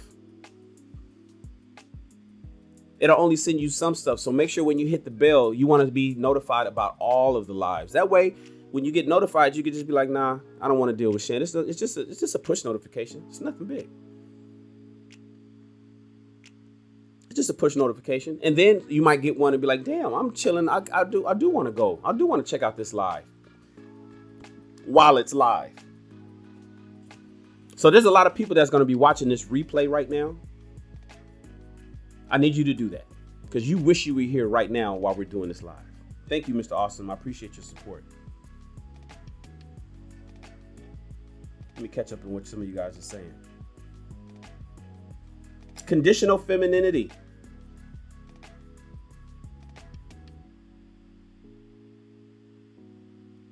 Princess says, I don't value everyone's opinion and not everyone's opinion applies. I do have men and women in my life who do honest assessments of me. A gentleman gave me his honest opinion of me today. Good job.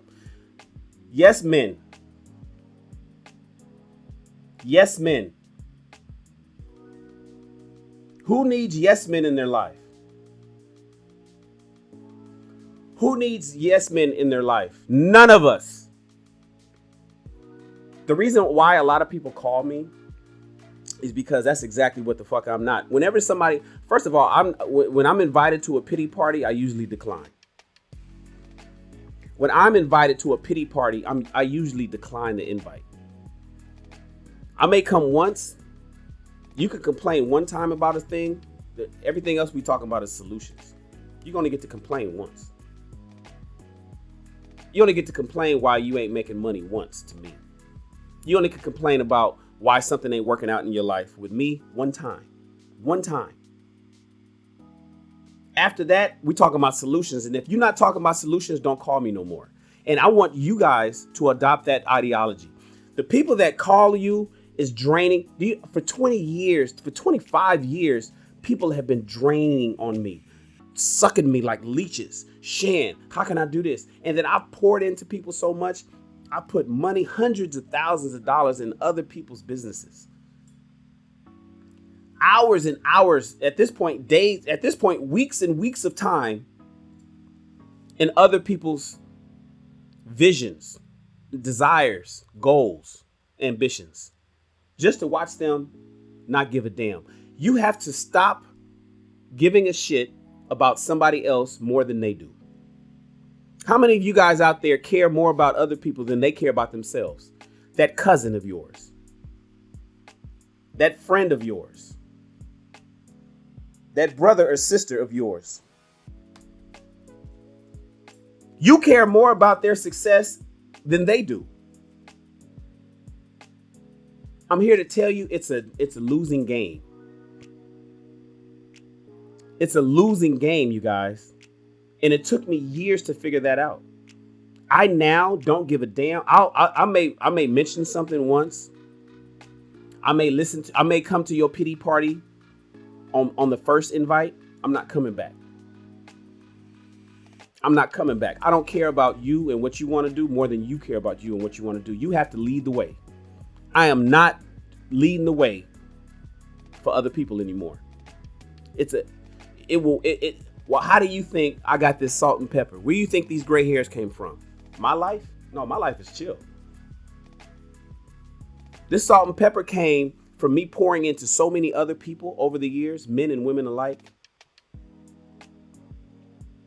Watching them not do what the fuck they were supposed to do, and then them coming back, and then me pouring back into them again. Don't do it, you guys. Trust me. The fire is hot. Don't burn yourself because you need to see how hot the fire is yourself. I'm telling you, it's hot. Stop going to these pity parties. They're not exciting. The food is bad and the DJ don't know how to play good music. Don't go to these pity parties. Stop going to them. People that don't care about their success more than you do, leave them alone. Yes, men. Get rid of them. Now, let me talk about you, because you might be the person that's always throwing that damn pity party. I'm talking to the people that's always answering people's prayers. Stop doing that. Stop doing that. You will realize that you had the opportunity to become successful in all that you do way earlier, but you spent so much time helping other people that you blocked your own blessings. So I'm talking to those people first. Now I'm talking to the people that's always throwing a fucking pity party. I'm talking to the people that's always complaining, that's always talking about something ain't working for them, that's always upset about something that's happening in their life. You get to complain one time. You get to complain one time. This includes women that are conditionally feminine. We still on topic, by the way. I'm talking to the women who are conditionally feminine as well.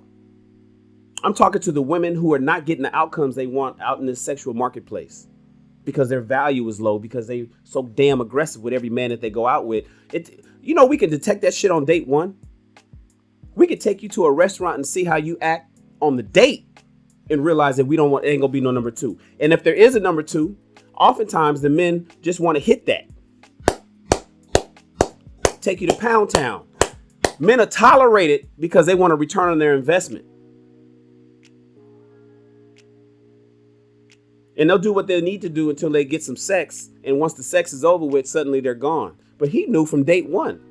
I'm teaching men, cut the loss, bro. It's not worth it. Cut the loss from these women that's out here being aggressive and assertive and rough and tough. We can detect that shit on the first date. We can detect it oftentimes in the conversation. You get some women who can't get past the text message stage. They can't get past the text messaging. They can't get past the FaceTime and the phone calls. Because we can see it there. It's like, oh man, this girl, she's gonna be she's my future headache. I just met my future ex. But she fine and they got a fat ass and I want to hit that. And sometimes you get caught up, fellas, into one and you fall in love with them. You like somebody a lot and you just tolerate their shit, but eventually you start to You start to kind of like start looking other ways, and you just let her go. Sometimes it takes a few months. You tolerate her for a few months because you kind of believe that she's going to change. She don't.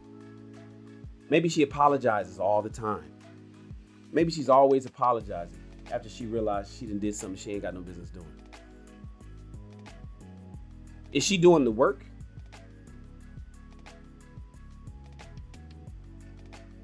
Is she doing the work? People call me because I'm not a yes man anymore. Today, you can call me one time for the pity party. The rest of it is solutions and what you're actively doing for the solution. And if you ain't talking, if I don't see that you're on the solution, because I'll look and see your actions. I don't give a damn what you're talking about. If I see that you ain't doing nothing, then we don't need to talk about it no more. That conversation is over. That conversation is over. So I'm glad that she has some people who are not yes men in her life. Do you have that in your life? Do you have some people that's going to tell you like it is? Or are you the kind of person that when somebody tells you like it is, you can't stand it, so you get rid of all of them? You just want a sounding board. You just want an echo chamber. You just want to be in an echo chamber where everything that you say, you just hear right back at you. You want to walk into a room full of people in an echo chamber. So whenever you say something this way, you hear this thing right back at you. You say this something over here, even if it's fucked up, it comes right back at you. They're affirming your bullshit. Tell the truth. It's not going to work out for you in the long run. And if one of your complaints is relationships, you are going to be single. You will not find a man. Lady, you're the ones that's running. Men aren't having the issues. We got time. You don't have time, ladies. You're the one that's out of time. Look at your aunties. Look at your mom. That's how you're going to end up. I know you think you're different, right? Everybody believes that they're different. They're special. Everybody believes that they're special, that reality is going to circumvent them. Karma is not going to happen to them. Somehow, you're going to get lucky. You're going to hit the lottery, right? Everybody believes that they're going to be the one that hit the lottery.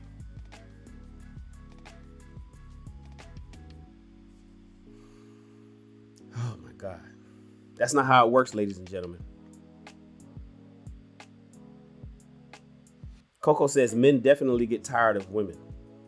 We don't want to get tired of women, though, Coco. We like y'all. We like you. Men love women. We love your presence. We love you. We love your aura. When you're fit, feminine, friendly, faithful, and fun. When you are friendly, oh, we love a friendly woman. It's cooperative, submissive. We love you. We love you being around. We don't want to wake up without you there. We don't want to go to bed without you there. We want to watch a movie with you, not absent of you. We want to travel. If we got to make a road trip, it brings comfort to know that you just sitting in the passenger seat. You ain't got to talk. You could be, you know what? You can be in the ladies, let me tell you something. On a road trip, you could be in the passenger seat, sleep. And that makes the trip that much more comforting to men, to know his woman is in the seat, sleep. His fit, feminine, friendly, faithful, and fun woman is sitting there by his side, sleep. He got everything. He got the money. He knows where he's going. He knows he knows why he's making that road trip. Just to know that you are there with him brings him comfort. But if your ass is a bulldog, stay your ass at home. I don't even want you to come. I'll be back. I'll call you when I get there. I got to make a trip. You want me to come? No, you ain't got to come. You ain't got to come. You just, baby, I'll call you later. I just don't worry about it. I'm cool. He'd rather take the trip by himself and have nobody in the passenger seat and listen to the music and let the wind blow alone than have you in the seat, because he knows that he's going to fight you at the fucking gas station. He knows that he's going to have an issue with you. There's going to be an argument. There's going to be some kind of dispute. There's going to be some kind of problem on the road. So he don't want you to go. That's why he don't want to go on vacations too often.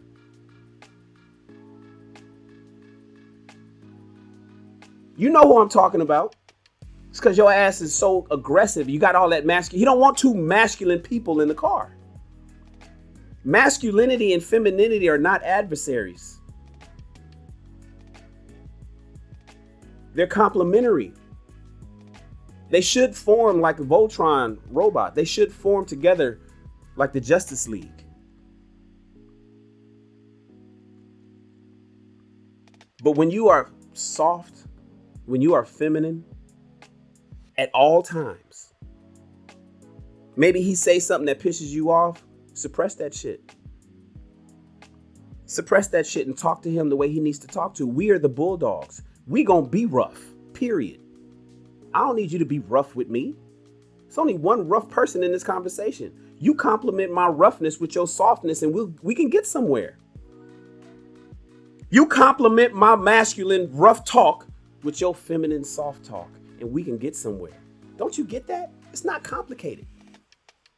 Ladies, it's not complicated. The onus is on you. This is why I'm talking to you, ladies. It's on you. You want a rough man? You want you want a masculine man to be masculine at all times, and allow him to be masculine. And if he raises his voice because maybe he has a dispute with you, you come with the soft side. You will tame that lion. And suddenly you guys will get somewhere in that conversation. I promise you. I promise you, you will get somewhere in that conversation. You guys there will be a solution. But if you buck up on that nigga,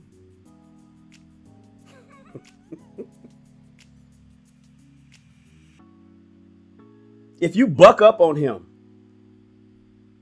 show him you ain't gonna talk to me like that, then he's gonna buck up. And now you got two people bucking up. You got two male lions. You got two silverback gorillas ready to fight.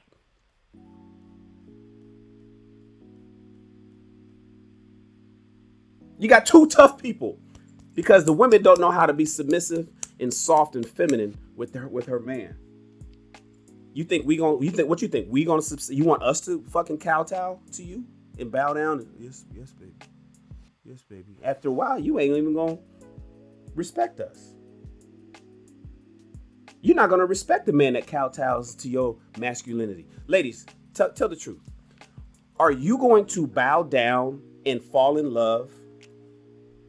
I'm sorry, I said that wrong. Are you going to fall in love with the man who bows down to you?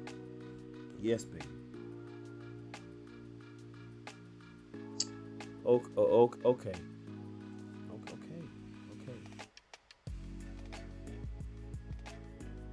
Okay, baby. I understand. I didn't. No, hell, are you fucking kidding me? You won't find that over here. I'm from a different generation, though. I'm Generation X. I was born in 1972. I'm 49 years old today. You're not gonna get that from me. It's gonna be we're gonna have to see whose chest is bigger, whose voice is louder. If you bucking up with me, and I'm not gonna lose.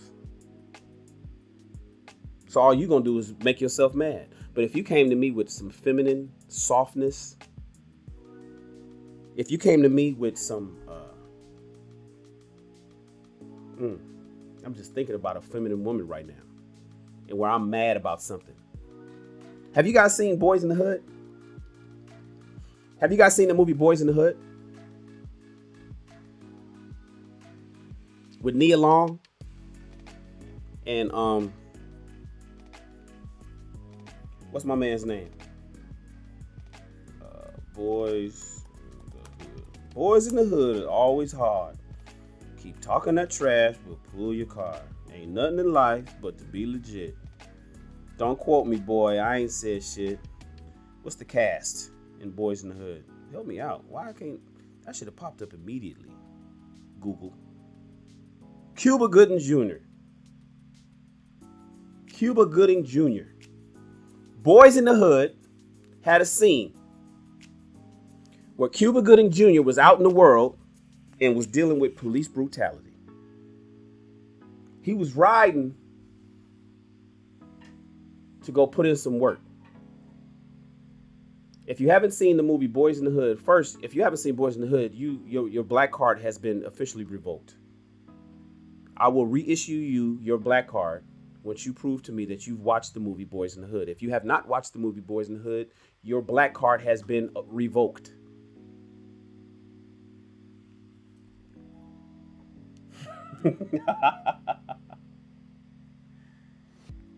Your black card has been revoked if you haven't seen Boys in the Hood. But there's a scene in this movie. For those black people that's watched the film, we know what I'm talking about. Where Cuba Gooding Jr. was out in the world, dealing with the world. He was dealing with police brutality, and he had a gun shoved in his face by another black man, a black police officer. He was upset. It's a lot of masculinity and going on out in them streets. His woman was at home. His soft, feminine woman was at home.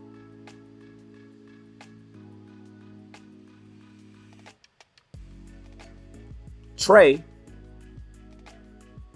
is that his name? Is that his name on the show? Trey? Cuba Gooding Jr. came home and was upset. And he started swinging in the air. He was swinging in the air and crying.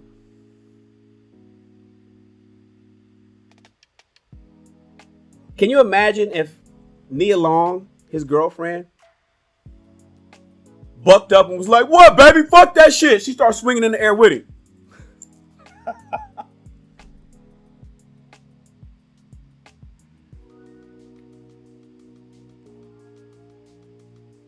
She bucked up and started swinging in the air with him.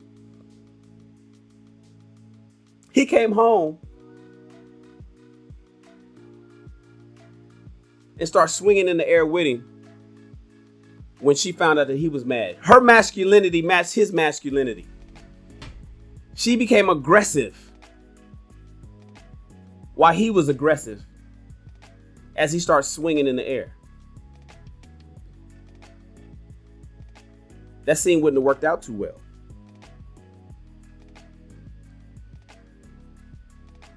That scene wouldn't have worked out too well. You know what instead?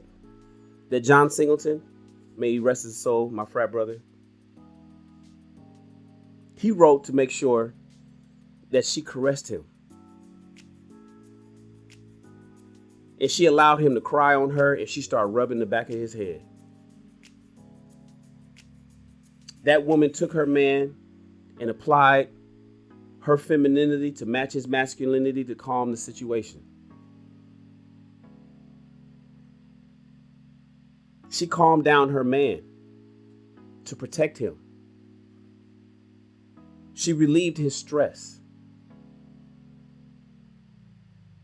Ladies, when you get in an argument with a man, it's not much different. Arguments between husband and wife, boyfriend and girlfriend, life partner and life partner, whatever you want to call it, is not much different than that scene in Boys in the Hood. But far too often are you women bucking up and getting aggressive with the man that's already aggressive. We gonna be aggressive. If you want us to turn that shit off, you in the wrong relationship. One, you don't respect the man that does that. And two, it ain't in our nature to do it anyway. So expect that aggressiveness. That's what we are. We are male lions. We are silverback gorillas. We are bull elephants. That's what we are. You asking us to be something we not? Are you crazy?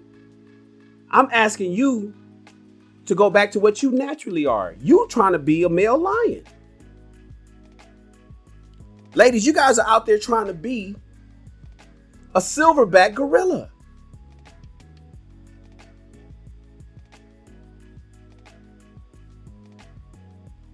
You are not Simba. You're Nala. You are not Simba. You are Nala.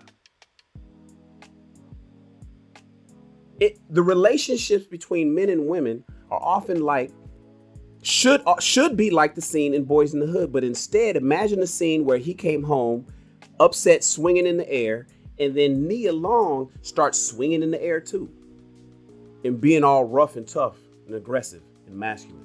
It's not gonna work out too well. Somebody gonna get hit if everybody's swinging in the air. But if you were to instead relax your man by being soft and feminine, you will calm him down. He will stop swinging. He will lower his voice.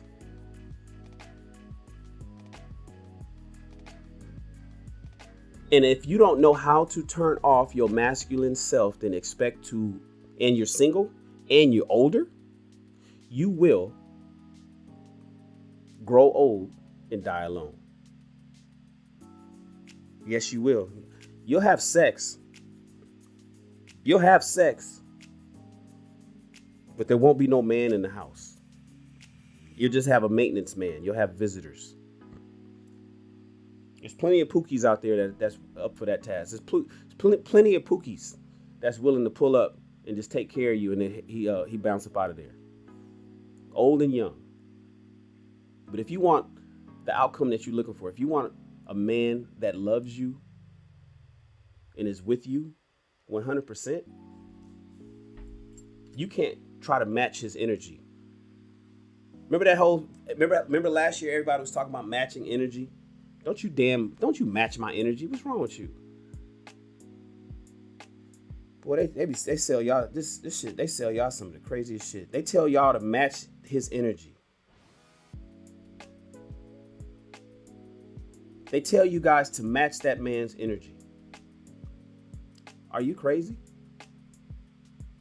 Don't you match my energy? You can't. You can't match my energy. You shouldn't want to. The solution to conditional femininity is to remove the conditions. Be feminine at all times. Somebody quote that. Somebody quote that. The solution to conditional femininity is to remove the conditions and be feminine at all times. That's the solution, y'all. I'm here for solutions. I'm here to help. To my fellas, ignore aggressive, masculine women. Period. Fellas, young fellas especially, young guys, I'm talking to all my youngsters.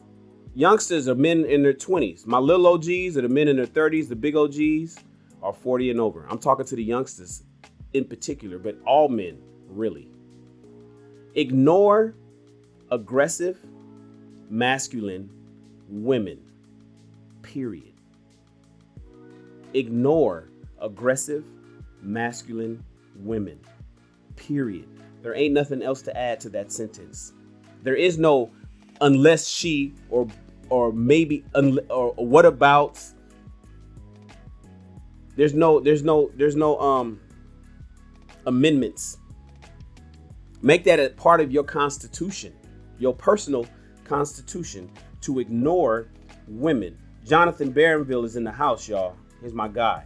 Jonathan says they are invisible to me. I'm gonna blow that up larger. They're invisible to me. Aggressive, masculine women. Ignore them.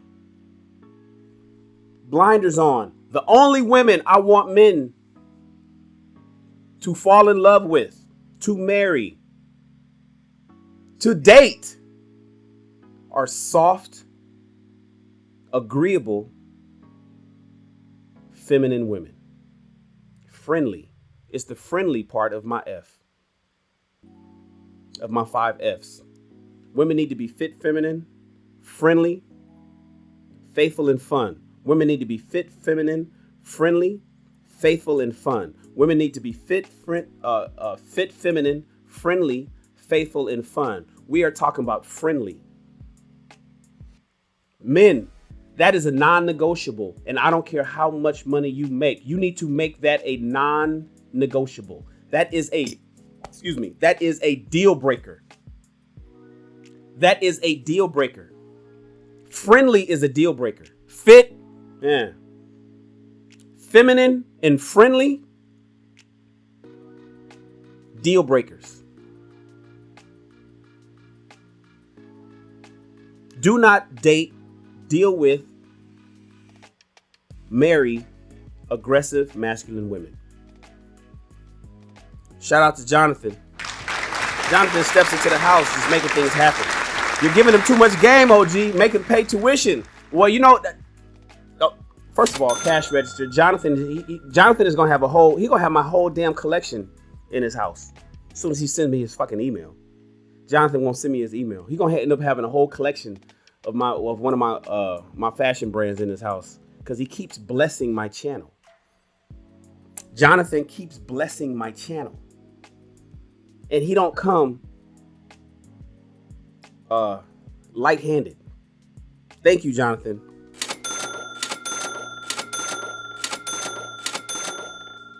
Jonathan Barronville with the $50 super chat. He says, I'm giving him too much game. You guys, listen, I may go ahead and fire that up today. We're going to create the Shannon Rawls army. We're going to create the SR army. Because the stuff that I'm talking about here, I normally talk to people individually about. And I'm giving up stuff that should be in private videos. But I haven't gone into it. I'm really talking surface. Like, for instance, the fit, feminine, friendly, faithful, and fun. There's tenets. There's a video for each one of those. The fit side, the feminine side, the friendly side, the faithful side. Oh my God, the faithful side and the fun side. And so I'm going to create a membership section here at YouTube where I'm talking about those things. And we're going to be doing private lives. It's going to be private lives that nobody's going to know about except for the members. And we're going to talk about this stuff. And then there's going to be a mastermind group. There's going to be a mastermind back-end chat group. We're going to have a private group messaging where we all talk. Well, you guys can talk to me at any time.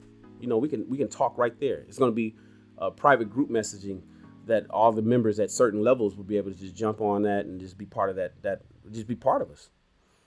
You guys understand what a mastermind group is? Has anybody ever heard of the book Think and Grow Rich? Hold on. I keep it in my living room, you guys. I keep this book in my living room.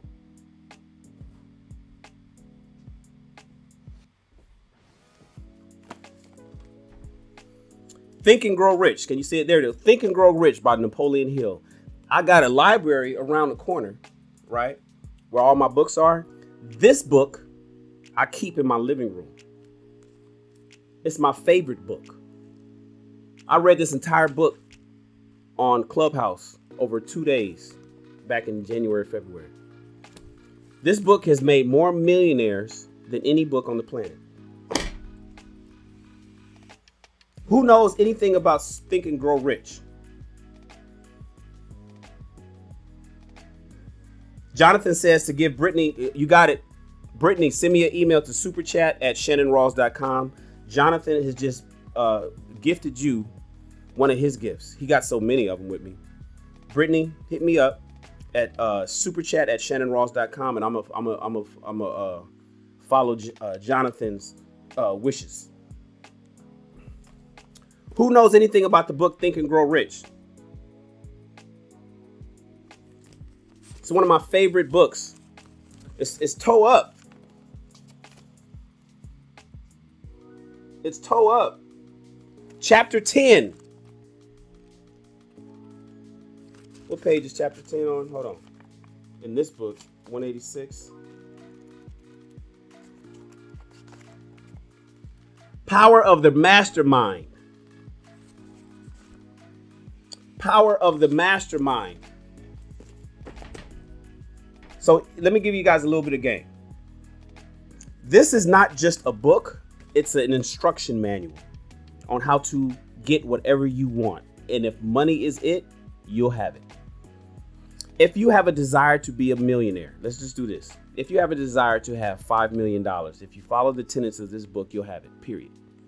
The problem is the shit that the book makes you do is so difficult. I have not mastered what the book, I've reached a lot of my goals, but the point is I want more than what I have. And so my problem is, and most people's problem is, the book, what it's requiring you to do, what this book requires you to do. It's not just a book to read and make you feel good. He has specific instructions that you cannot deviate. You are not allowed to deviate from the things that this book teaches you to do. If you have the ability to follow the instructions in the book Think and Grow Rich by Napoleon Hill, the unabridged version came out in 1925. The main book was published in 1938. It was unabridged in 1925. This book, 80 going on 80 years old. No, longer than that. No, about 80 years old. 1925 and 2025, it'd be 100 years old. Yeah, but it was released in 1938. Anyways, the point is, if you could do everything that this book tells you to do, you will have anything that you want. Period. My problem is, there's 2 chapters in here of instruction that is telling me to do that I just can't get. I can't do it. It's not easy. It's not for the faint of heart. One of them is the mastermind group. So a lot of people, I don't know how many people are in mastermind groups. I tried to create a personal mastermind group here in LA. I didn't have anybody that would join. There's a lot of people there's a lot of people. I'm in other groups, but I wanted to have my own. And it's tough to find people because the requirements of what's necessary to have a true mastermind group, most people won't do. So many people, you guys are content with with mediocrity. You're content with average. You're content with being basic. So many people are content with basic. That's why I like people that win. Shout out to Anton Daniels. Shout out to Kevin Samuels. Shout out to the lead attorney. I could see people who strive for excellence. It's not very often that you run into those kind of people. So many people are fine and is content with just getting by. I'm not content with just getting by. I don't teach just getting by. And one of the ways that you get by is to make sure that you surround yourself with people that's just like you, that's like-minded. And that's what a mastermind group is.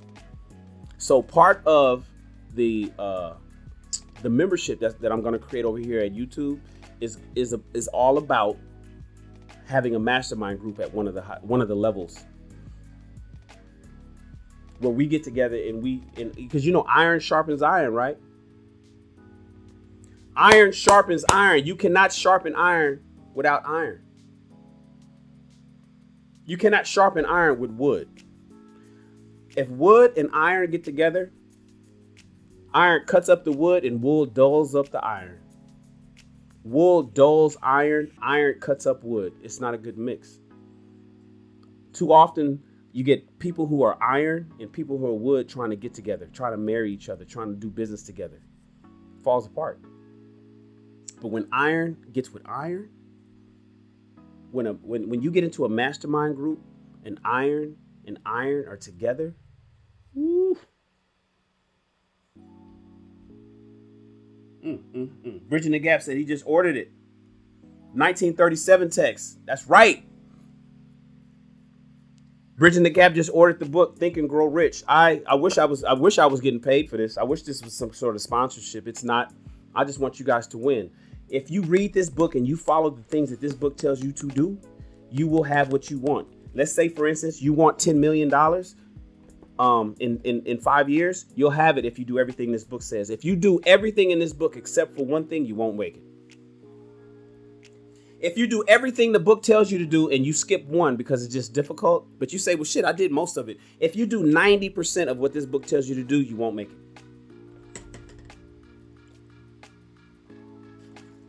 You can't do some of it. It's all or nothing. Think and Grow Rich is an all or nothing instruction manual. So yeah, I was giving away too much game. My man Jonathan Barronville says I'm giving away too much game. Make them pay tuition. We're gonna have a membership section here at a YouTube. I hope you guys join. You can join. You can be silent in the group. Just be around. You're gonna get the game. Because what I talk about in public is surface level shit. We get deeper. We dig deep. We dig deep privately. Ladies and gentlemen, conditional femininity versus conditional masculinity, there's no competition. There's no such thing as conditional masculinity. Men are either masculine or they're not, period. Men are either not masculine or they're not, period. Men don't turn that shit off. All men. We don't turn it off. There ain't some, he's not feminine sometimes and masculine other times. He's either feminine, he's effeminate somehow and is docile and has been fucking buck broked, or he's a masculine man, period. There's no competition between conditional femininity and conditional masculinity. Conditional femininity, on the other hand, is a problem. Because women are out of order. Women are doing things that is not natural to them. They've been told that they can have it all. They've been told that they need to be the boss bitches. They've been told that they need to be assertive and aggressive and go out there and do what they need to do to make it happen. And too many women, and I'm talking specifically on the single women, it's not working for them. For the women that's in successful relationships that do know how to turn off their femininity, successful relationships. I'm not talking about, there's also relationships where it's not successful, but they still in a relationship. I'm not talking about them. I'm not talking about where you got a boss woman and a beta guy. That's not gonna last long. That you could count the days on how long that's gonna last. Women used to always try to use Oprah Winfrey and Stedman with me. I'm like, nah. Stedman's a boss in that house. Y'all don't know it. You guys see the side of Oprah Winfrey when she's on TV. At home, Stedman got that under control. So conditional femininity for you single women, it ain't working out for you. And if you continue to do that, it's not going to work out for you. You have a choice. This is America. This is America. We've created it so that you guys have safety and choice. But if you're upset at the outcome of your choice, then you got some changes to make. Now, here's the thing.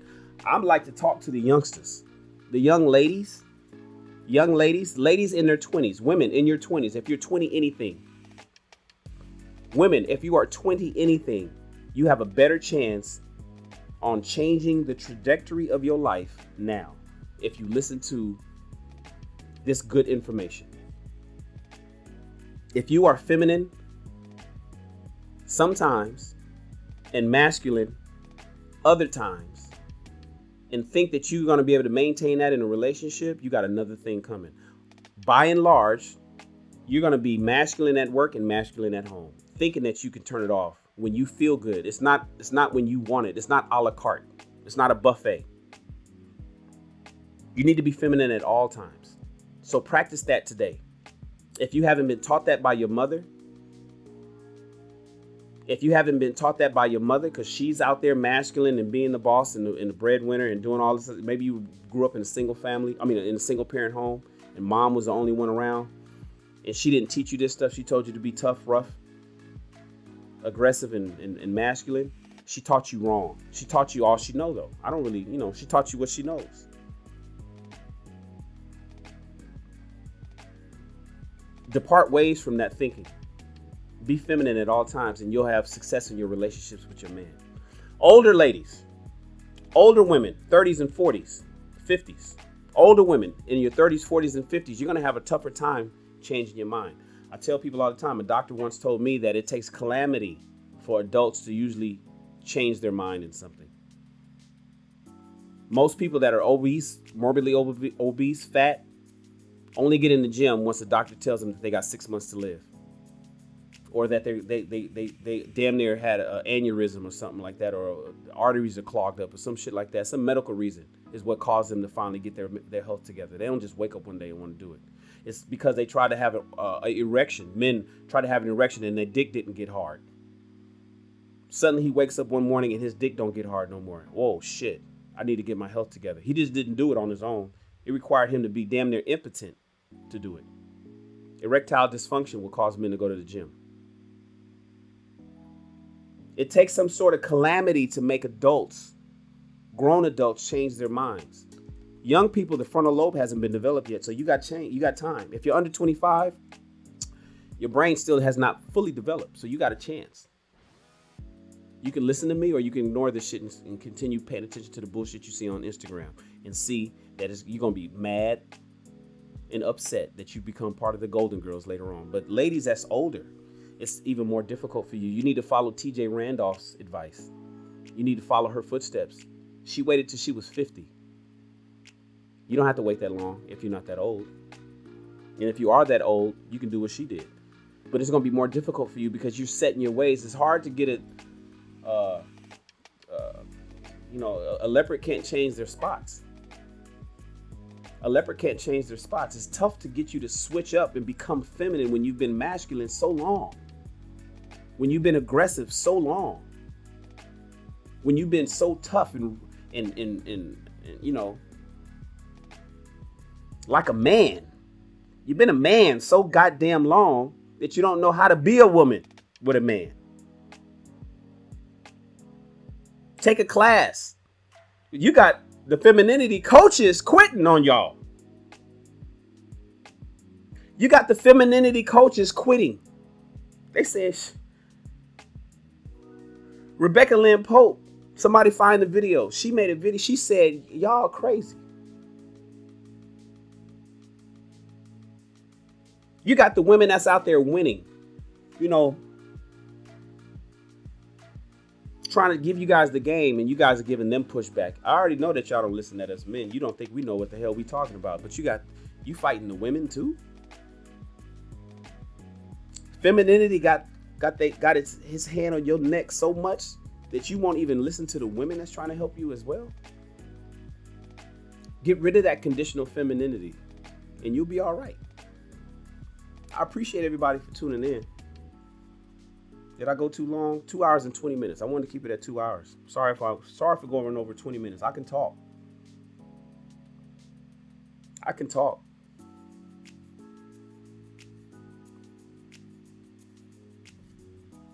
I can talk. Toya says that's great advice. I'm not sure if she's talking about me, but I'm gonna throw it up as if she is.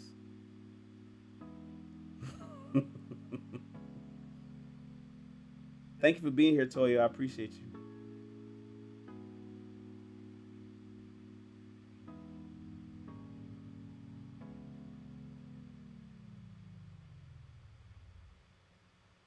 Mr. Awesome came in late. Thank you, everybody. Let's do it again tomorrow, yes? Let's do it again tomorrow, yes? I got a message for tomorrow.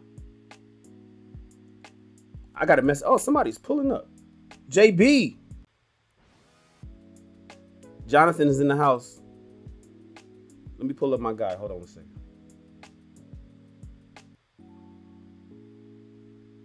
Jonathan, what up, boss? You muted yourself. You got to hit the mute button, Jay.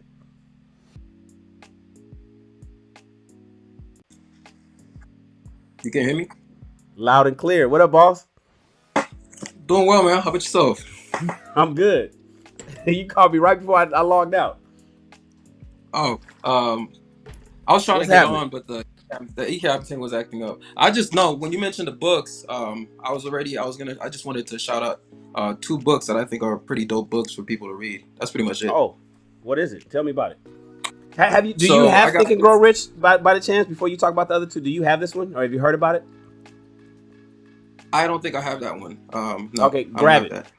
Grab it. By the way, for those that like ebooks, the shit is free. If you have an iPhone,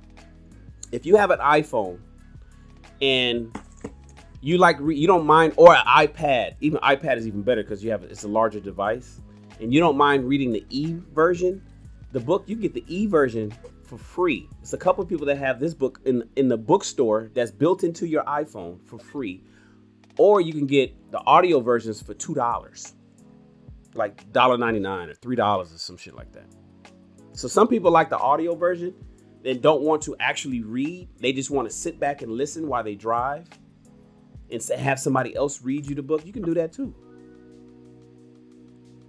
Yeah, Jonathan I has can't two- do ebooks, man. You got to do I the can't physical, do right? ebooks. Yeah, I got to do the physical, you know, because I take notes a lot of times when I read too. I take notes and stuff like that, so I gotta have the physical. So now Jonathan has first, 2 other books. What are they, Jay? Yeah, the first book is The Callaway Way. I don't know if you can see that. Yeah, we see it. Callaway Way. Yeah, it's about Wayne Callaway, who was the former chairman of PepsiCo. This book actually means a lot to me.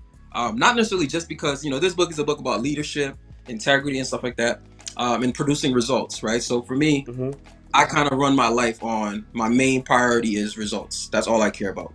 Okay. And so this book it's a very short read. Like you could probably read this. I don't know how fast people read, but you could probably read this in an hour or two. All right. It's a very special book for me though, because I actually met this author when he was first releasing the book. I don't know if you can see. It's a early release copy, and it was actually signed by the author. So I had a long conversation with him when he was releasing this book, and it just really inspired me. Like around that time, I ended up like starting my first little startup, and it was like really inspirational for me. So I just want to shout out that book. But the most valuable book I have in all of my books, and I actually have a pretty decent library, right, is actually this book right here. And I recommend everybody read this. Even if you don't plan on doing anything in private equity, venture capital, hedge funds, or whatnot. It's called The Business of Venture Capital. You can see my pen in there. Like I'm always referring back to this book and taking notes and whatnot. But basically, this book is probably one of the most powerful books I have. And part of the reason why is because it actually breaks down how the private equity world works. So even though the focus is venture capital, but like let's say for example, you know, the average person, they don't understand how the financial markets work. They don't understand how hedge funds work, right? How venture capital firms work, how how angel investors become accredited and all that stuff, right? Which is, by the way, how most of the wealth that gets distributed, especially in tech, is through private equity. It's actually not even real estate. A lot of people think it's real estate. It's not even real estate. Most of the wealth that is being made and that's being captured is in private equity. So this book right here really, definitely. Yeah. So in fact, if you look that statement alone is gonna make me go straight to Amazon as soon as we in this live. I'm gonna have to go grab that book simply because you said that. I gotta read it now. Go ahead. Yeah, this book actually for me has been absolutely I've mentioned this a few times before, but like I actually run my own little firm called Tau Street Management, and I invest in tech companies specifically founded by engineers because I'm an engineer myself.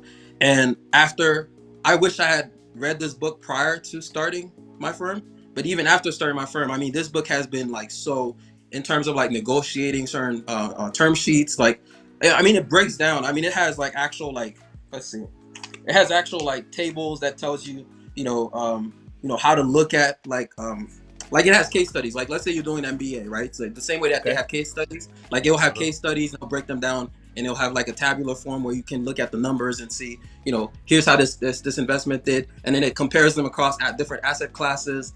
It's an amazing book. So and it looks like a quick read. Like how many pages? What, 200 pages? Oh no, this is not a quick read. I mean, it's in terms of pages, it's not huge in terms of pages, but it's pretty dense. It's pretty dense, and also like if you're already pretty familiar with the concepts, maybe it will be a quick read.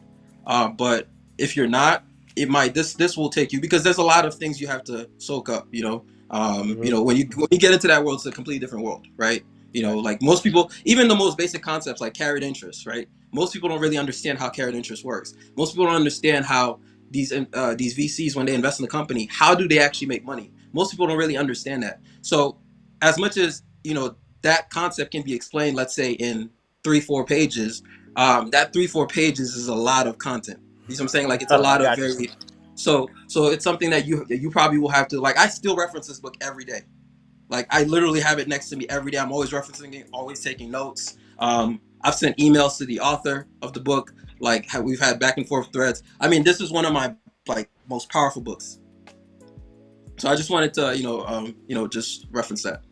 Ladies and gentlemen, by the way, this is Jonathan Barronville. If you haven't noticed, every live I've done since I began, Jonathan has given me at least $50. Every live, and then he does it multiple times per live. And then every other live that I see Jonathan on, he's blessing them. That means Jonathan has success, economic success, financial success. And when he gives game like this, telling you to get the Callaway way in the business of venture capital, and you'd like to be able to do the things that and live the way that Jonathan lives, do the things that Jonathan does, move the way that Jonathan moves, listen to the advice.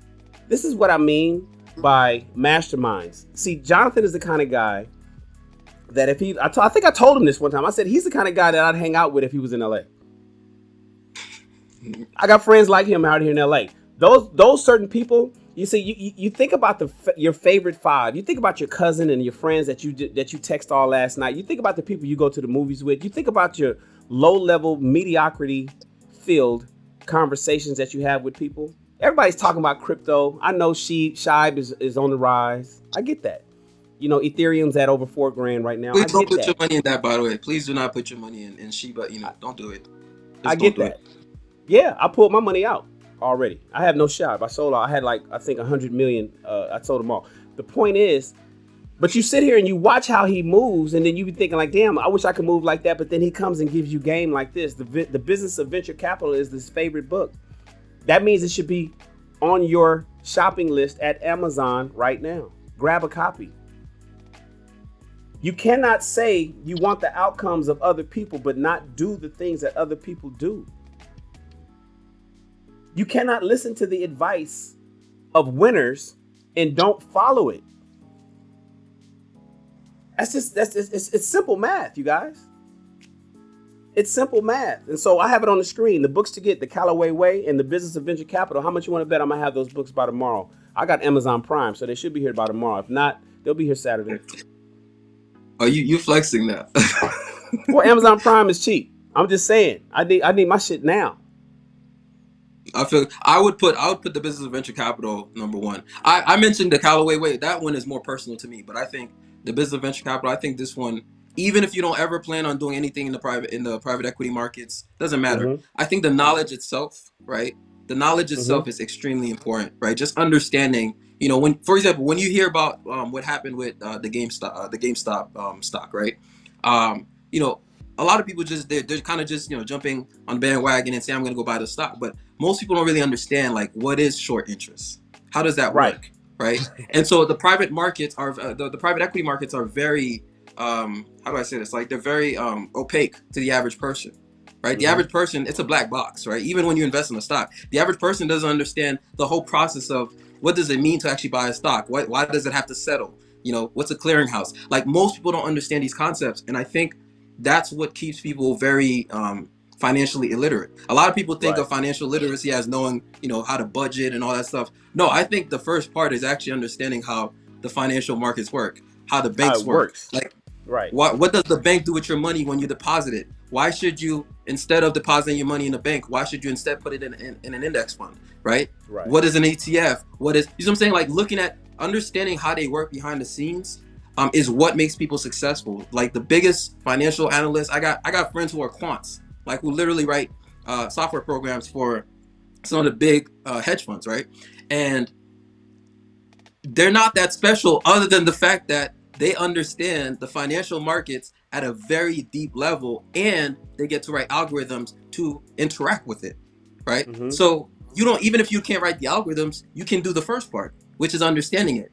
Right. So that's why I think that's, for me, I look at financial literacy in that manner, where I think understanding as much of it as possible so that you can understand when you hear about a crash, when you hear about a stock, meme stock or whatever, you can look at it and analyze it from a very technological standpoint and a very mathematical standpoint, not just listen to hype. Right. Because there's a lot of hype out there, and everyone has an agenda. CNBC, they're going to have their agenda that's probably going to side with the hedge funds. Right. Wall Street Bets is going to have an agenda that's probably going to side with the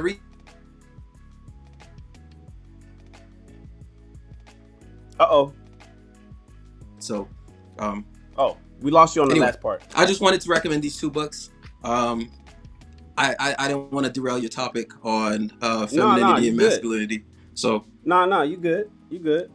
Yeah. And I know some people are asking here. I'm about to give them the game on this real quick. I think you froze or I froze. Can you hear me? Yeah, you froze. You froze on us real quick.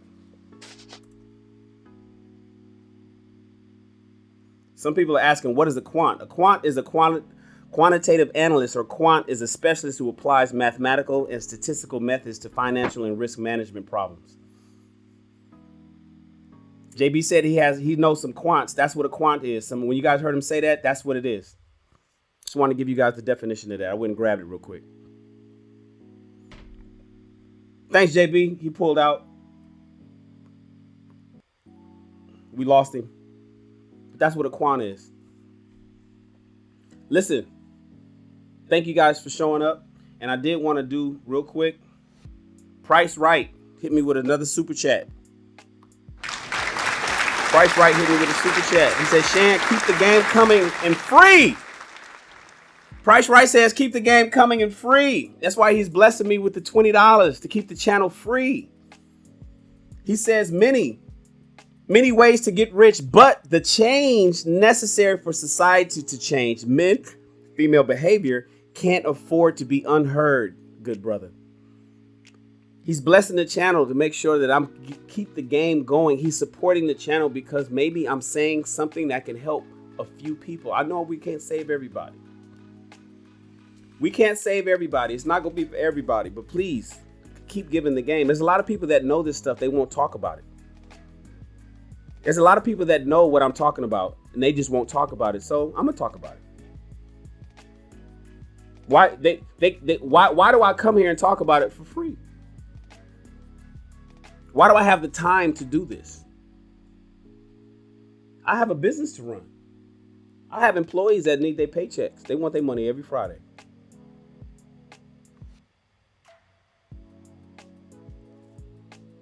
If we want to save our communities, we have to share this info. I don't want people making the mistakes that I've made. I don't want men making the mistakes that I made. I do not want women making the mistakes that the Golden Girls made. Don't be part of the Golden Girls. They are sad. You know who's happy? Married women with children. That's who's happy. You know who's sad? Married women with children who's paying attention to miserable women. Who pays attention to miserable women?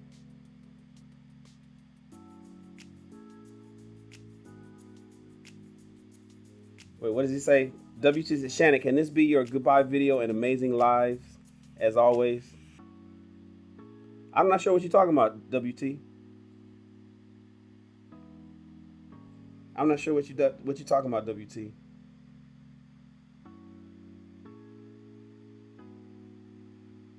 You want me to pull something up? What is it?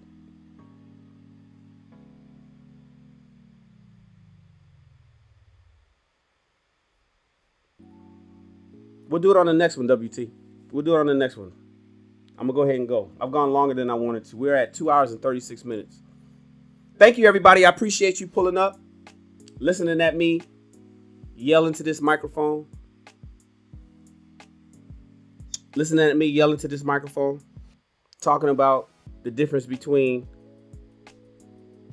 masculinity and femininity and which ones are conditional. And if they are, what can we do to fix them? Ladies, become full-time, become a full-time feminine woman. Ladies, become a full-time feminine woman.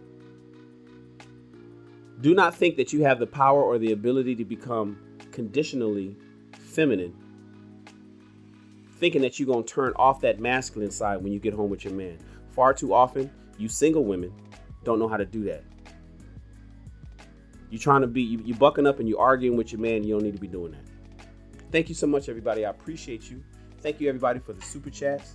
Thank you for supporting the channel. Next thing, please please subscribe to my channel, and please hit the bell when you hit the subscription. Please subscribe, because I'm gonna do another video. I'll probably do it today. I'm gonna do another video introducing the army.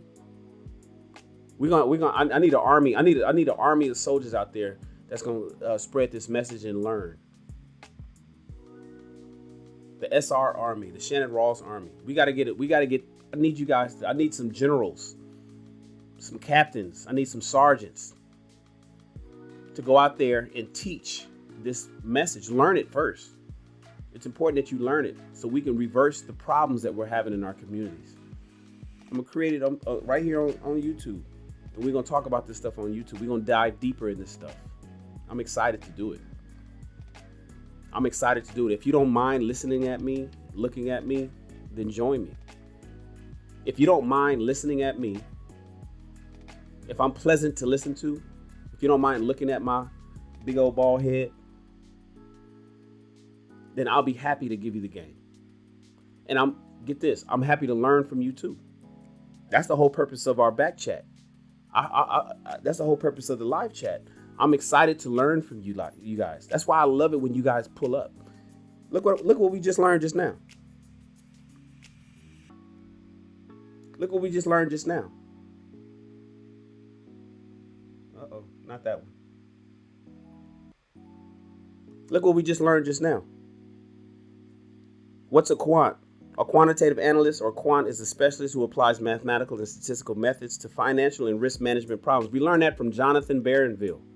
He gave us 2 books to get, The Callaway Way, but he wants us to mainly get number 2, The Business of Venture Capital. The Business of Venture Capital. These are things, this is me learning. Iron sharpens iron, you guys. Iron sharpens iron. People like Jonathan, I'm going to convince him to keep coming and giving up game so you guys can get the things and the outcomes that Jonathan is getting. I'm looking forward to women coming up and giving women game so women can continue to get the outcomes that these successful women in relationships and life is getting. Thank you so much. I appreciate everybody. Please like this video. The thumbs up is really important to me. It doesn't cost you anything. You don't get any special emails. You're not spammed. You just simply tell YouTube that this is a video that other people should watch. So please hit the thumbs up on this video. It helps me a lot. And please subscribe to the channel.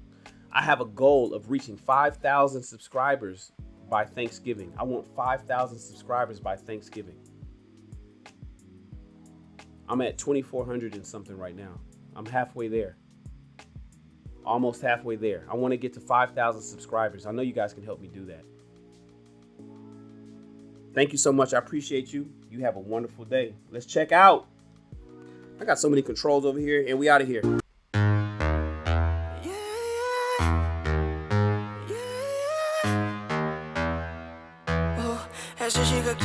Esa chica quiere selfie, selfie, ella quiere ver. Pa' que el jefe se dé cuenta que aquí perdió esa mujer. Lo que quiere es enloquecer. 5,000. We need 5,000 subscribers, y'all. Where we at right now? Let me go see. Let me run over to YouTube. Su relación va a terminar. Se da cuenta que no necesita alguien más. 2,470. Para su Instagram. Ella ya no quiere relación. Alguien que diga su condición. Que solamente le dé traición. Para después llegar con un perdón. Quiere hangar. I got a Clubhouse account. I got a Clubhouse club. I got 18,000 followers on Clubhouse. No, remember Clubhouse is already open, bro. There's no more invites. Anybody can join Clubhouse now. The invite thing is over. I'm already pretty popular at Clubhouse. I got 18,000 followers and I have a club. I don't know how many thousands of people are in my club. I think maybe 10,000 are in my club. But I love YouTube. Shit, it hits different. Teaching somebody stuff over here at YouTube hits different than Clubhouse. I did Clubhouse all the beginning of the year. Thank you for the email, Brittany. I'm gonna hit you. Jonathan Barronville bless you with one of his gifts.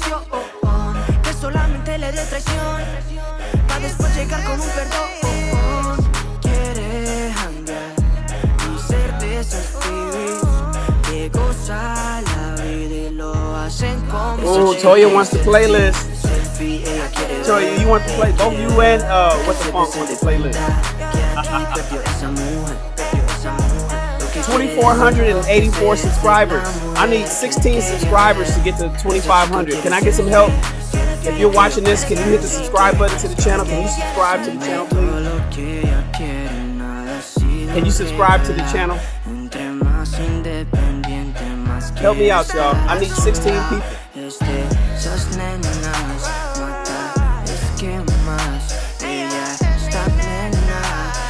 I need 16 people. 2,500. I'm not even halfway to my goal yet. I need at least help me get halfway to my goal.